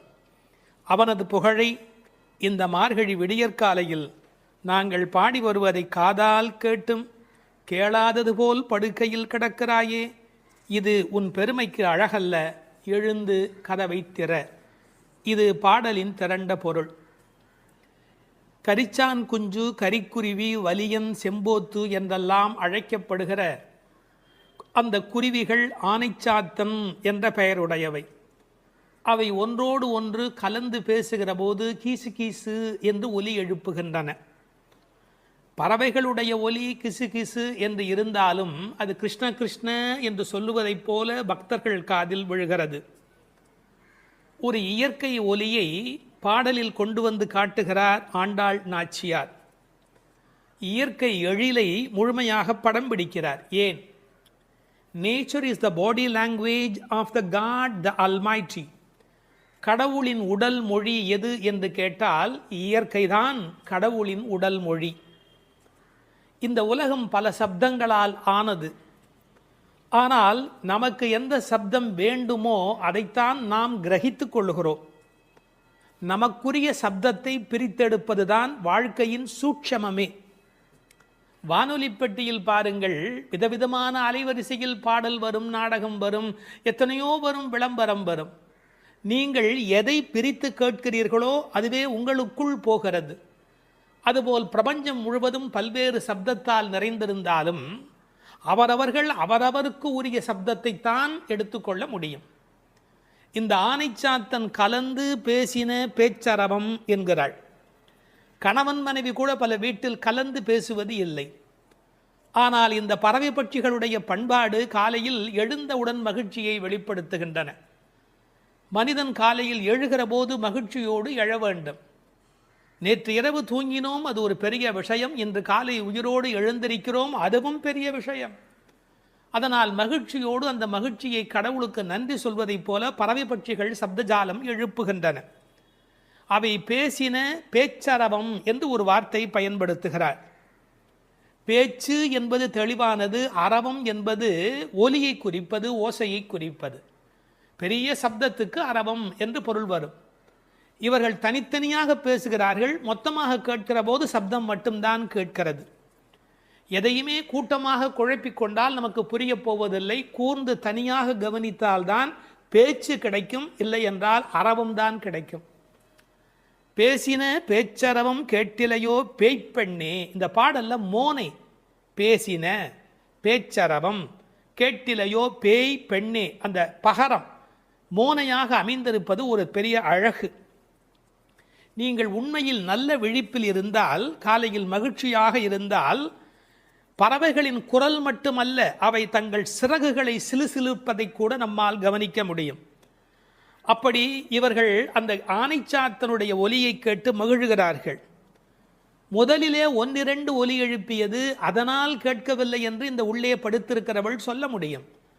அடி ஒன்று ரெண்டு அல்ல, இப்போது அரவம் பெரிதாக கூச்சல் போடுகிறதே, உனக்கு புரியவில்லையா என்ற அர்த்தத்தில் பேசின பேச்சரவம் என்றார்கள். இவள் உறக்கத்தை பேய்ப்பெண்ணே, பேய்போல் தூங்குகிறாயே என்று கேட்கிறார்கள். உண்மையிலே பேயாய் அலைகிறான் என்றுதான் சொல்வார்களே ஒழிய பேயாய் தூங்குகிறான் என்று சொல்ல மாட்டார்கள். ஒரே விஷயத்தில் தீவிரத்தன்மை காட்டுகிற போது என்ன இப்படி பேய் மாதிரி அலையரே என்று பேசுவது வழக்கம். இவள் தீவிரத்தன்மையினாலே, கண்ணன் மீது கொண்ட காதலினாலே இப்படி கிடக்கிறாளா, அல்லது தமஸ் என்கிற தாமத குணத்தின் காரணமாக இப்படி கிடக்கிறாளா? இது ஒரு பெரிய கேள்வி. சில பேர் ஒரு கோயில் குடமுழுக்குக்கு வேலை செய்வார்கள், பேயாக வேலை செய்வார்கள். அந்த குடமுழுக்கு வெற்றி பெறுவதற்கு வேண்டிய வகையில் அல்லும் பகலும் பாடுபட்டு கொண்டே இருப்பார்கள். குடமுழுக்கு வேளையில் போய் தூங்கி விடுவார்கள். இந்த உழைத்த களைப்பு காரணமாக அந்த கும்பாபிஷேகம் நடக்கிற போது போய் தூங்கி விடுவார்கள். அப்படி ஒருவேளை இன்றைக்கு நோன்புக்கு போகிறோமே, நீ இப்படி தூங்கலாமா? நாயக பெண்பிள்ளாய் முதலில் பேய்ப்பெண்ணே என்று அழைத்தவர்கள் பின்னாலே நாயக பெண்பிள்ளாய் தேசமுடையாய் என்று அழைக்கப் போகிறார்கள். பேய் என்றவுடன் தாழ்வாய் நினைத்துவிட வேண்டாம். பேயனாய் ஒழிந்தேன் எம்பெருமானுக்கே யானும் ஒரு பேயனே என்று குலசேகர ஆழ்வார் அருமையாக அதை வேறு ஒரு கோணத்தில் பாடி காட்டுகிறார். இவர்களை எழ ஒட்டாதபடிக்கு செய்வது எது என்றால், அந்த கண்ணன் மீது கொண்ட அளவற்ற காதல் அல்லது பிரேமை ஒரு காரணமாக இருக்கலாம். அடுத்த ஒரு ஓசையை வர்ணிக்கிறார், இயற்கையை சொல்லி நமக்கு புரிய வைக்கிறார். பெண்கள் தயிர் கடைகிறார்கள். அந்த பெரிய ஆய்ச்சிமார்கள் தயிர் கடைகிற போது அவர்கள் கழுத்தில் அணிந்திருக்கிற தாலி, அதுவும் காசும் பிறப்பும் கலகலப்ப கைவேர்த்து, அச்சுத்தாலி ஆமைத்தாலி என்பார்கள். இதை கொஞ்சம் புரிந்து கொள்வது கடினம். இளம் வயதிலிருந்தே பெண்களுக்கு தங்க காசு கொடுத்து கொண்டே வருவார்கள். அந்த தங்க காசு தான் பெண்ணுக்கு உண்மையிலேயே மிகப்பெரிய சீதனம். அவர்களுக்கு தங்கத்தின் மூலம் சேமிப்பு நிகழும். தங்கள் சேமிப்பை காசாக்கி கையிலே வைத்திருப்பார்கள். திருமணமாகி அடுத்த வீட்டுக்கு போகிற போது அவர்களுக்கு ஆமைத்தாலி, கொஞ்சம் புடைத்த மாதிரி 2 உருண்டையாக இருக்கும், அதற்கு ஆமைத்தாலி என்று பெயர். அந்த காசும் பிறப்பும் அது ரெண்டையுமே கழுத்திலே கோர்த்து போட்டிருப்பார்கள். மஞ்சள் கயிற்றில் இந்த காசையும் மாட்டிக்கொள்வார்கள். அதன் பிறகு இந்த ஆமைத்தாலி என்கின்ற அந்த உருண்டையான தாலியையும் மாட்டிக்கொள்வார்கள். அப்படி தயிர் கடைகிற போது ரெண்டும் ஒன்றோடு ஒன்று மோதி ஒரு பெரிய ஒலியை எழுப்புகிறது. என்ன டிராமாட்டிக்காக அதை கொண்டு வந்து நம்முடைய கண் முன்பாக காட்டுகிறாள் பாருங்கள். கண் முன்பாக அந்த காட்சி படப்பிடிப்பு போல வந்து நிற்கிறது. காலையில் வெண்ணெய் கடைகிறார்கள். ஏன் தெரியுமா? வெயில் ஏறி விட்டால் வெண்ணெய் உருகிவிடும், கண்ணனும் விட்டு வைக்க மாட்டார். எனவே அதிகாலையிலே கடைய வேண்டும் என்று வெண்ணெய் கடைகிறார்கள். பகவான் ராமகிருஷ்ணர் ஓர் உதாரணம் சொல்லுகிறார். வெண்ணெய் கடைகிறவர்கள் விடியற் காலையில் கடைவார்கள். காரணம், வெயில் வந்து விட்டால் வெண்ணெய் இளகிவிடும். அதுபோல் பக்தி வர வேண்டிய வயது இளம் வயது. உங்களுக்கு வயதாகிவிட்டால் உலகத்தின் வெப்பத்தில் அது உருகி ஓடிவிடும். எனவே இளம் வயதில் பக்தி வெண்ணெய் திரள வேண்டும், காலையில் மோர் கடைவது தயிர் கடைவது போலே என்று பகவான் ராமகிருஷ்ணர் ஒரு கருத்து சொல்வார். கை பேர்த்து கடைய முடியல, மலை மாதிரி வெண்ணெய், பார்க்கடல் மாதிரி பானை, எவ்வளவு நேரம் அந்த மத்தை போட்டு உருட்டி கொண்டே இருக்கிறது. கை மாற்றி கை பேர்த்து. காலையிலேயே இந்த பெண்கள் தலையில் பூச்சூடி இருக்கிறார்கள். இவர்கள் குழலுக்கே வாசம் இருக்கிறது. வாசனரும் குழலாய்ச்சியர் மத்தினால் ஓசைப்படுத்த தயிர் அரவம் கேட்டிலையோ. அந்த ஓசையிலே ஒரு அழகு இருக்கிறது. பித்தகோரஸ் கொல்லர் பட்டறையிலே ஏற்படுகிற ஒலியை வைத்துக் கொண்டு அந்த இரும்பின் அடர்த்தி என்ன என்று சொல்ல முடியும் என்று சொல்கிறார். அடர்த்தியான இரும்பு வர வர அதை தட்டுகிற அந்த ஒலி ஓசை மாறிக்கொண்டே போகும் என்று சொல்லுகிறார். ஒலி அழகை பற்றி மகாகவி பாரதி ஒரு மனிதனை ஒலியும் ஓசையும் என்ன பாடுபடுத்துகிறது என்பதை குறிப்பிடுகிறார். காணப்பறவை கலகலமெனும் ஓசையிலும், காற்று மரங்கள் இடை காட்டும் இசைகளிலும், ஆற்று நீரோசை அருவி ஒலியினிலும், நீலப் பெருங்கடல் என் நேரமுமே தான் இசைக்கும் ஓலத்திடையே உதிக்கும் இசையினிலும், மானுட பெண்கள் வளரும் ஒரு காதலினால் ஊனுருக பாடுவதில் ஊரிடும் தேன் வாரியிலும், ஏற்ற நீர் பாட்டின் இசையினிலும், நெல்லிடிக்கும் கோற்றொடியார் குக்குவென கொஞ்சும் ஒலியினிலும், சுண்ணம் இடிப்பார்தம் சுவை மிகுந்த பண்களிலும், பண்ணை மடவார் பழகுபல பாட்டினிலும், வட்டமிட்டு பெண்கள் வளைக்கரங்கள் தாமொலிக்க கொட்டி இசைத்திடுமோர் கூட்டமுத பாட்டு கோரஸ் கூட்டமுத பாட்டினிலும், வேயின் குழலோடு வீணை முதலாம் மனிதர் வாயினிலும், கையாலும் வாசிக்கும் பல்கருவி நாட்டினிலும், காட்டிலும் நாளெல்லாம் நந்தொலிக்கும் பாட்டினிலும் நெஞ்சை பறிகொடுத்தேன் பாவினான் என்று மகாகவி பாரதி பாடுகிறார். இசையினுடைய வலிமை அது. அப்படி ஓசைப்படுத்த தயிரரவம் கேட்டிலையோ. நாயகப் பெண் பிள்ளாய் நீ எங்கள் தலைவியாயிற்றே. நாராயணன் மூர்த்தி, எப்பேற்பட்ட வலிமையுடையவன், எப்பேற்பட்ட பெருமையுடையவன் எம்பெருமான். அந்த எம்பெருமான் திருப்பெயரையும் கல்யாண குணங்களையும் பேசுவதுதான் பாசுரத்தினுடைய நோக்கமே. கேசி என்கிற ஒரு அரக்கனை வென்றவன், அதனால் கேசவன் என்கிற பெயரை பெற்றவன். கேசவனை பாடவும் நீ கேட்டே கிடத்தியோ. ராமாவதார காலத்திலே கரதூஷண வதம் முடிந்தவுடனே சீதை ஓடி வந்து கட்டிக்கொள்கிறாள். அப்படி கேசிவதம் நிகழ்ந்தது என்று சொன்ன உடனே நீ கண்ணனை கட்டிக்கொள்வதற்கு எழுந்து வருவாய் என்று பார்த்தால், நல்லவேளை கண்ணனுக்கு ஆபத்து இல்லை என்று நெஞ்சை பிடித்து கொண்டு தூங்குகிறாயா. கேசவனை பாடவும் நீ கேட்டே கிடத்தியோ. கேசமுடையாய், இதான் பெண்களுடைய இயல்பு. எவ்வளவுதான் பெண்கள் மாறினாலும் அடுத்த பெண்ணினுடைய கூந்தல் எவ்வளவு நீளம் என்பதை பற்றி யோசிப்பார்கள். கேசமுடையாய் திரவேலோர் எம்பாவாய் என்று இந்த பாசுரம் நிறைவு பெறுகிறது. ஒரு சிறு திருத்தம். தேசமுடையாய் என்றும் ஒரு பாடம் உண்டு. கேசமுடையாய் என்பதை விட தேசமுடையாய் என்ற பாடல் வரியிலே பொருள் ஆழம் சுவை கூடுதலாக இருக்கிறது என்று கருதுவதற்கு இடமுண்டு. காரணம், அவள் அழகான கூந்தலை உடையவள் என்ற பொருளிலே 1-2 பதிப்புகளிலே கேசமுடையாய் என்கிற பாடம் இருக்கிறது. ஆனால் தேசமுடையாய் என்ற சொல்லுக்கு பொருள் ஒளியுடையவளே என்பது பொருள். ஒரு பெண்ணை வர்ணிக்கிற போது ஒளிதான் பிரதானம், பொன்னின் ஒளி பூவின் வெறி என்று சீதா பிராட்டியாரை கவி சக்கரவர்த்தி கம்பன் வர்ணிக்கின்றார். கண்ணனுடைய நினைப்பில் எப்போதும் ஒளி உடையவளாக விளங்குகின்றாள் என்ற பொருளிலே தேசமுடையாய் என்கிற பாடம் சுவையான, அழுத்தமான, ஆழமான, பெரும்பகுதி பதிப்புகளில் காணப்படுகிற பாடம் என்பதையும் சொல்லிக்கொள்ள விரும்புகிறேன். வணக்கம். வேதம் அனைத்துக்கும் வித்தான திருப்பாவையின் 6வது பாடல். இது பாடல் தொடங்கி திருப்பள்ளி எழுச்சியாக அமைகிறது. உறங்குகிற பெண்ணை வெளியில் இருக்கிறவள் எழுப்புவது போல பாடலின் அமைப்பு முறை. விடிந்தது என்பதற்கான அடையாளங்கள் சொல்லி எழுப்புகிறார்கள். புள்ளும் சிலம்பினகான் புள்ளரையன் கோயிலில் வெள்ளை வெளிசங்கின் பேரரவம் கேட்டிலையோ, பிள்ளாய் எழுந்திராய் பேய் முலை நஞ்சுண்டு கள்ளச்சகடம் கலக்கழிய காலோச்சி, வெள்ளத்து அரவில் துயில் அமர்ந்த வித்தினை உள்ளத்து கொண்டு முனிவர்களும் யோகிகளும் மெல்ல எழுந்து ஹரி என்ற பேரரவம் உள்ளம் புகுந்து குளிர்ந்தேலோர் எம்பாவாய். முன் அனுபவம் ஏதுமில்லாத கன்னிப்பெண்ணே, இன்னும் உறங்குகிறாயே? விடியலை முன்னே அறிந்து கொள்ளும் இயல்புடைய பறவைகளும் கூட எழுந்து ஓசை எழுப்பி இறை தேட புறப்பட்டு விட்டனவே, அது உனக்கு தெரியவில்லையா? பறவைகளுக்கு அரசனான கருடனை வாகனமாக கொண்ட திருமால் திருக்கோயிலிலே வெண்மை நிறமுள்ள சங்கு தன் ஒலி எழுப்பி அழைக்கின்ற பேரோசை உன் காதில் விழவில்லையா? பெண் பிள்ளையே, விரைவில் படுக்கையை விட்டு எழுந்திரு. முன்பு தன் தாய் யசோதை வடிவில் முலைக்காம்பில் நஞ்சையே தீட்டிக் கொண்டு வந்து கண்ணனுக்கு வஞ்சகமாக பாலூட்ட கருதினாளே பூதனை. அவளிடம் பால் பருகுவது போல முலையுண்டு அவள் உயிரையும் உண்டானே கண்ணன். முன்பு கள்ளத்தனமாக சக்கரமாக அவன் முன் தோன்றினானே சகடாசுரன். அவனை தன் திருவடிகளை உயர்த்தியே உதைத்து அவன் கலக்கம் அடைந்து அழிந்து போனானே அந்த கண்ணன். திருப்பார்கடலிலே அமைந்திருக்கும் ஆதிசேஷன் என்னும் பாம்பின் மேல் அரிதுயில் கொண்டிருக்கிறானே அந்த கண்ணன்.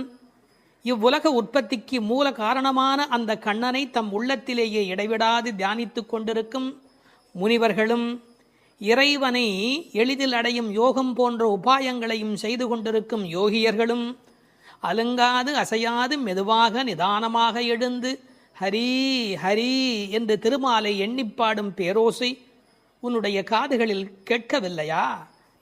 ஆனால் இவ்வோசைகள் எல்லாம் எங்கள் செவி வழி புகுந்து உள்ளத்திற்கு குளிர்ச்சி தருகின்றனவே. இந்த அனுபவத்தை எங்களுடன் பகிர்ந்து கொள்வதற்காகவாவது நீ எழுந்து வரமாட்டாயா? இது பாடலின் திரண்ட பொருள். புள்ளும் சிலம்பினகான் புள்ளரையன் கோயிலில். புள்ளும் சிலம்பினகான் என்பது இயற்கையின் அழைப்பு. காலையிலே பறவைகள் ஒலி எழுப்புகின்றன. இதில் புள்ளும் என்றால் அந்த உம்மை சிறப்பு உம்மை. காலை பொழுது எப்படி விடுகிறது என்றால் கோழி கூவுது என்று ஒரு வார்த்தை சொல்வார்கள். மனித வாழ்க்கை இயற்கையோடு கலந்து நிற்கக்கூடிய தனித்த சிறப்புடையது. அது காலையில் இறை தேடுவதற்கு புறப்படுவதற்கு முன்பாக ஒலி எழுப்பி அதன் பிறகு புறப்படும். இறை தேடும் போதே இறை தேடு என்பதுதான் மனிதனுக்கும் விலங்குக்கும் இருக்கிற வித்தியாசம். அதனால் இறை தேடி அது எழுப்புகிற ஒலியை கேட்ட மாத்திரத்தில் இறை தேடி வல்லினரா இறை தேடி நாம் அந்த பெருமானை நினைக்க வேண்டாமா என்ற அர்த்தத்தில் புள்ளும் சிலம்பின என்றாள். தமிழிலே சிலம்புதல் என்றால் ஒலி எழுப்புதல் என்று பொருள். அதிகாலை எழுவதை மனிதன் பறவைகளிடமிருந்து கற்றுக்கொண்டான் என்கிறார்கள். அது மட்டுமல்ல, பறவைகள் மனிதனுக்கு எச்சரிக்கை உணர்வை ஊட்டக்கூடிய ஒரு அடையாளம். ஒரு காலத்தில் காடுகளில் மனித இனம் வாழ்ந்த காலத்தில் பதுங்கி வரும் பாய்ச்சல் மிருகங்கள் குறித்து எச்சரிக்கை ஒலி எழுப்பும் இயல்பு பறவைகளுக்கு உண்டு. எனவே பறவைகளின் ஒலியை பார்த்து வருகிற நன்மை தீமைகளை மனிதன் உணர்கிற பழக்கம் அன்று தொட்டிருந்திருக்கிறது.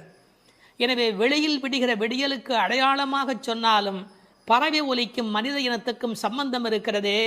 புள்ளும் சிலம்பினகான். புல் அரையன் கோயில், பறவைகளுக்கெல்லாம் தலைவன் கருடன். அந்த கருடன் கோயிலிலே, அதாவது திருமாலுடைய திருக்கோயிலிலே சங்கு ஒலி எழுப்பி அழைக்கிறார்களாம். வெள்ளை வெளிசங்கின் பேரரவம் கேட்டிலையோ. வெள்ளை விழிசங்கு அது ரொம்ப தூய்மையான சங்கு. வெறும் நிறம் மட்டுமல்ல, அது எல்லா வகையிலுமே தூய்மையுடைய ஒன்று, வெண்மையுடைய ஒன்று. அது அழைப்பதற்காகவே பயன்படுத்தப்படுவதாலே விழிசங்கு கோயிலிலே நடை திறந்து விட்டது.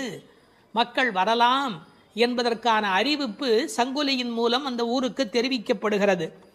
எனவே கோயில் அழைப்பு வந்துவிட்டதே, நீ எழுந்திருக்க வேண்டாமா?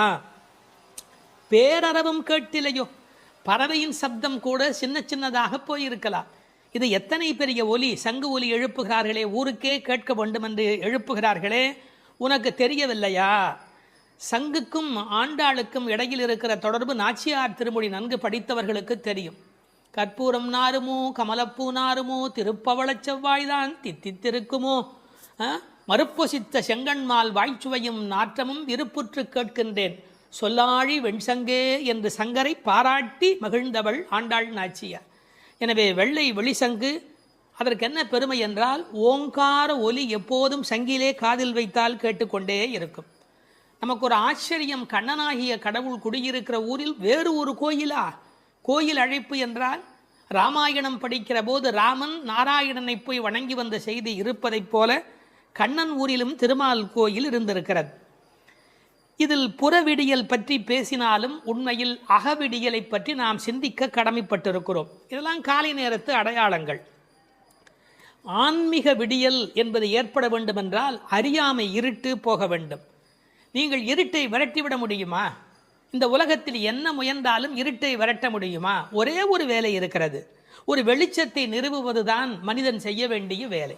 எல்லாரும் உட்கார்ந்து கொண்டு இருட்டே போ இருட்டே போ இருட்டே போ என்றால் போகாது.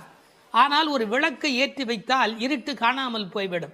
அதுபோல் நம்முடைய அஞ்ஞானம், அறியாமை என்ற மன இருள் நீங்க வேண்டுமென்றால் நாராயணன், இறைவன், பரம்பொருள் என்ற ஒற்றை விளக்கு நமக்கு போதுமானது. அதை சொல்லிவிட்டு பிள்ளாய் எழுந்திராய் என்கிறார். பெண் பிள்ளைகளை ஏ பிள்ளை என்று அழைப்பது தமிழ் மண்ணிலே இருக்கிற ஒரு மரபு. என்ன பிள்ளை இப்படி பேசிக்கிட்டே இருக்கிறியே அப்படிம்பாங்க. அது சிறு பிள்ளைகளை சொல்லுகிற வழக்கம் உண்டு. பிள்ளாய் எழுந்திராய். இந்த பிள்ளாய் என்பதில் இருக்கிற அழகு, சிறுபிள்ளைத்தனமாக நடந்து கொள்கிறாயே. உனக்கு கோயிலுக்கு வந்து முன் அனுபவம் இல்லையா? இந்த சபரிமலைக்கு போகிற போது கன்னிசாமி என்று அழைத்து கொண்டு போவார்கள். எல்லாரும் எழுந்திருக்கிற நேரத்தில் அவர் எழுந்திருக்க மாட்டார், அந்த முறையாக பூஜையில் கலந்து கொள்ள மாட்டார். கன்னிசாமி அவருக்கு விவரம் தெரியல என்று எல்லோரும் சொல்வார்கள். இந்த பிள்ளை எழுந்திருக்கவில்லை, பிள்ளாய் எழுந்திராய் என்றார். அவள் எழுந்திராமைக்கு காரணம் சோம்பல் மட்டுமல்ல, சோம்பலை தாண்டி இன்னொன்றும் இருக்கலாம். என்ன? கிருஷ்ண மயக்கம் என்றும் காரணமாய் இருக்கலாம். மிக முதிர்ந்த நிலை ஒரு காரணமாய் இருக்கலாம். அவளுக்கு அதிர்ச்சி உண்டாகும்படியாக எழுப்புவதற்கு உரிய கண்ணபெருமானுடைய வரலாறுகளை சொல்லுகிறார்கள். பேய்முலை நஞ்சு உண்டு பூதனே என்ற ஒரு அரக்கி தாய்முலைப்பாலில் அமுதிருக்க தவழ்ந்து தளநடை இட்டு சென்று பேய் முலைவாய் வைத்து நஞ்சு உண்டு பித்தன் என்றே பிறர் ஏசன் என்றாய் திருமங்கையாழ்வார் பாடுகிறார். அதாவது தாயிடத்தில் அமுது உண்ணாமல் பேயிடத்தில் போய் உண்டு அவளுக்கு மேலே போவதற்கான வழிமுறையை செய்த பூதனையினுடைய வரலாறு, அரக்கியின் வரலாற்றை சொல்லுகிறார். அடுத்து இன்னொரு வரலாறு, கள்ளச்சகடம் கலக்கழிய காலோச்சி. கள்ளச்சகடம், சகடாசுரன் என்ற ஒரு அசுரன் வஞ்சனையான வடிவத்தில் சக்கரமாய் வருகிறான். அப்போது பெருமான் என்ன செய்தார்? தம் கால்களாலே எட்டி உதைத்தார். தன்னை நேடி வந்த ஆபத்தை அவர் விரட்டுகிறார். என்ன நயம் சொல்வார்கள் தெரியுமா? பெருமாளுடைய திருவடி நம்முடைய கஷ்டத்தை போக்குகிறது என்பதையும் தாண்டி பெருமாளின் துன்பத்தையே போக்கக்கூடியது. இப்படிலாம் அர்த்தம் சொல்லலாமா என்று கேட்பார்கள். உயர்வர உயர்நலம் உடையவன் எவனவன், மயர்வர மதிநலம் அருளினன் எவன் அவன். இந்த பாசுரத்திலே துயரரு சுடரடி என்று ஒரு வாசகம் வரும். அந்த துயரரு சுடரடி என்பதற்கு வியாக்கியானம் செய்த பெருமக்கள் நம்முடைய துயர் என்று கூட அர்த்தம் செய்ய வேண்டிய அவசியமில்லை. பக்தனுக்கு அனுகிரகம் பண்ணுவதற்கு திருவடி இருந்தும் பக்தன் தன்னிடத்தில் வந்து அதை பெறாத போது பகவான் துயரமுறுகிறான். தாய் தன்னுடைய முலைப்பாலை தரையிலே பிச்சுமா போல அருளை அவன் பக்தர்களுக்கு வழங்குகிறான் என்று எழுதினார்கள். எனவே பெருமானுடைய திருவடி பெருமானுடைய துன்பங்களையே நீக்கியது என்றும் பொருள் கொள்ளலாம். மனிதர்களுக்கு ஒவ்வாதது ரெண்டு காரம், ஒன்று அகங்காரம், மமகாரம். அப்படி தோன்றிய அசுரர்களை அவன் அழித்திருக்கிறான். வெள்ளத்தரவில் துயிலமர்ந்த வித்து, இந்த உலகத்துக்கெல்லாம் மூலமான வித்து. நல்ல தண்ணீர் நனைத்துதான் விதையை நடுவார்கள். இவன் வெள்ளத்து அரவில் பார்க்கடலிலே பாம்பிலே படுத்திருக்கிறான். வெள்ளை வெள்ளத்தின் மேலொரு பாம்பின் மிசை கள்ள நித்திரை கொள்ளும் பரமன் என்பார்கள். நீர் குளிர்ச்சி, பாம்பு குளிர்ச்சி, அந்த குளிர்ச்சிக்கு மேல் குளிர்ச்சியாக கண்ணபெருமானுடைய தோற்றம் குளிர்ச்சி. முதல் தனி வித்தேயோ என்று நம்மாழ்வார் பாடுவார். ஆலமர் வித்தின் அரும் குரலன் என்று கம்பர் பாடுவார். விச்சி இன்றி விளைவது இல்லை என்று பகலாதனுடைய சரித்திரத்தை பாட வந்த இடத்திலே கவி சக்கரவர்த்தி கம்பன் பாடுகிறார். இந்த உலகத்துக்கெல்லாம் ஒரு மூல விதை உண்டு, அந்த விதை இறைவன் என்பதை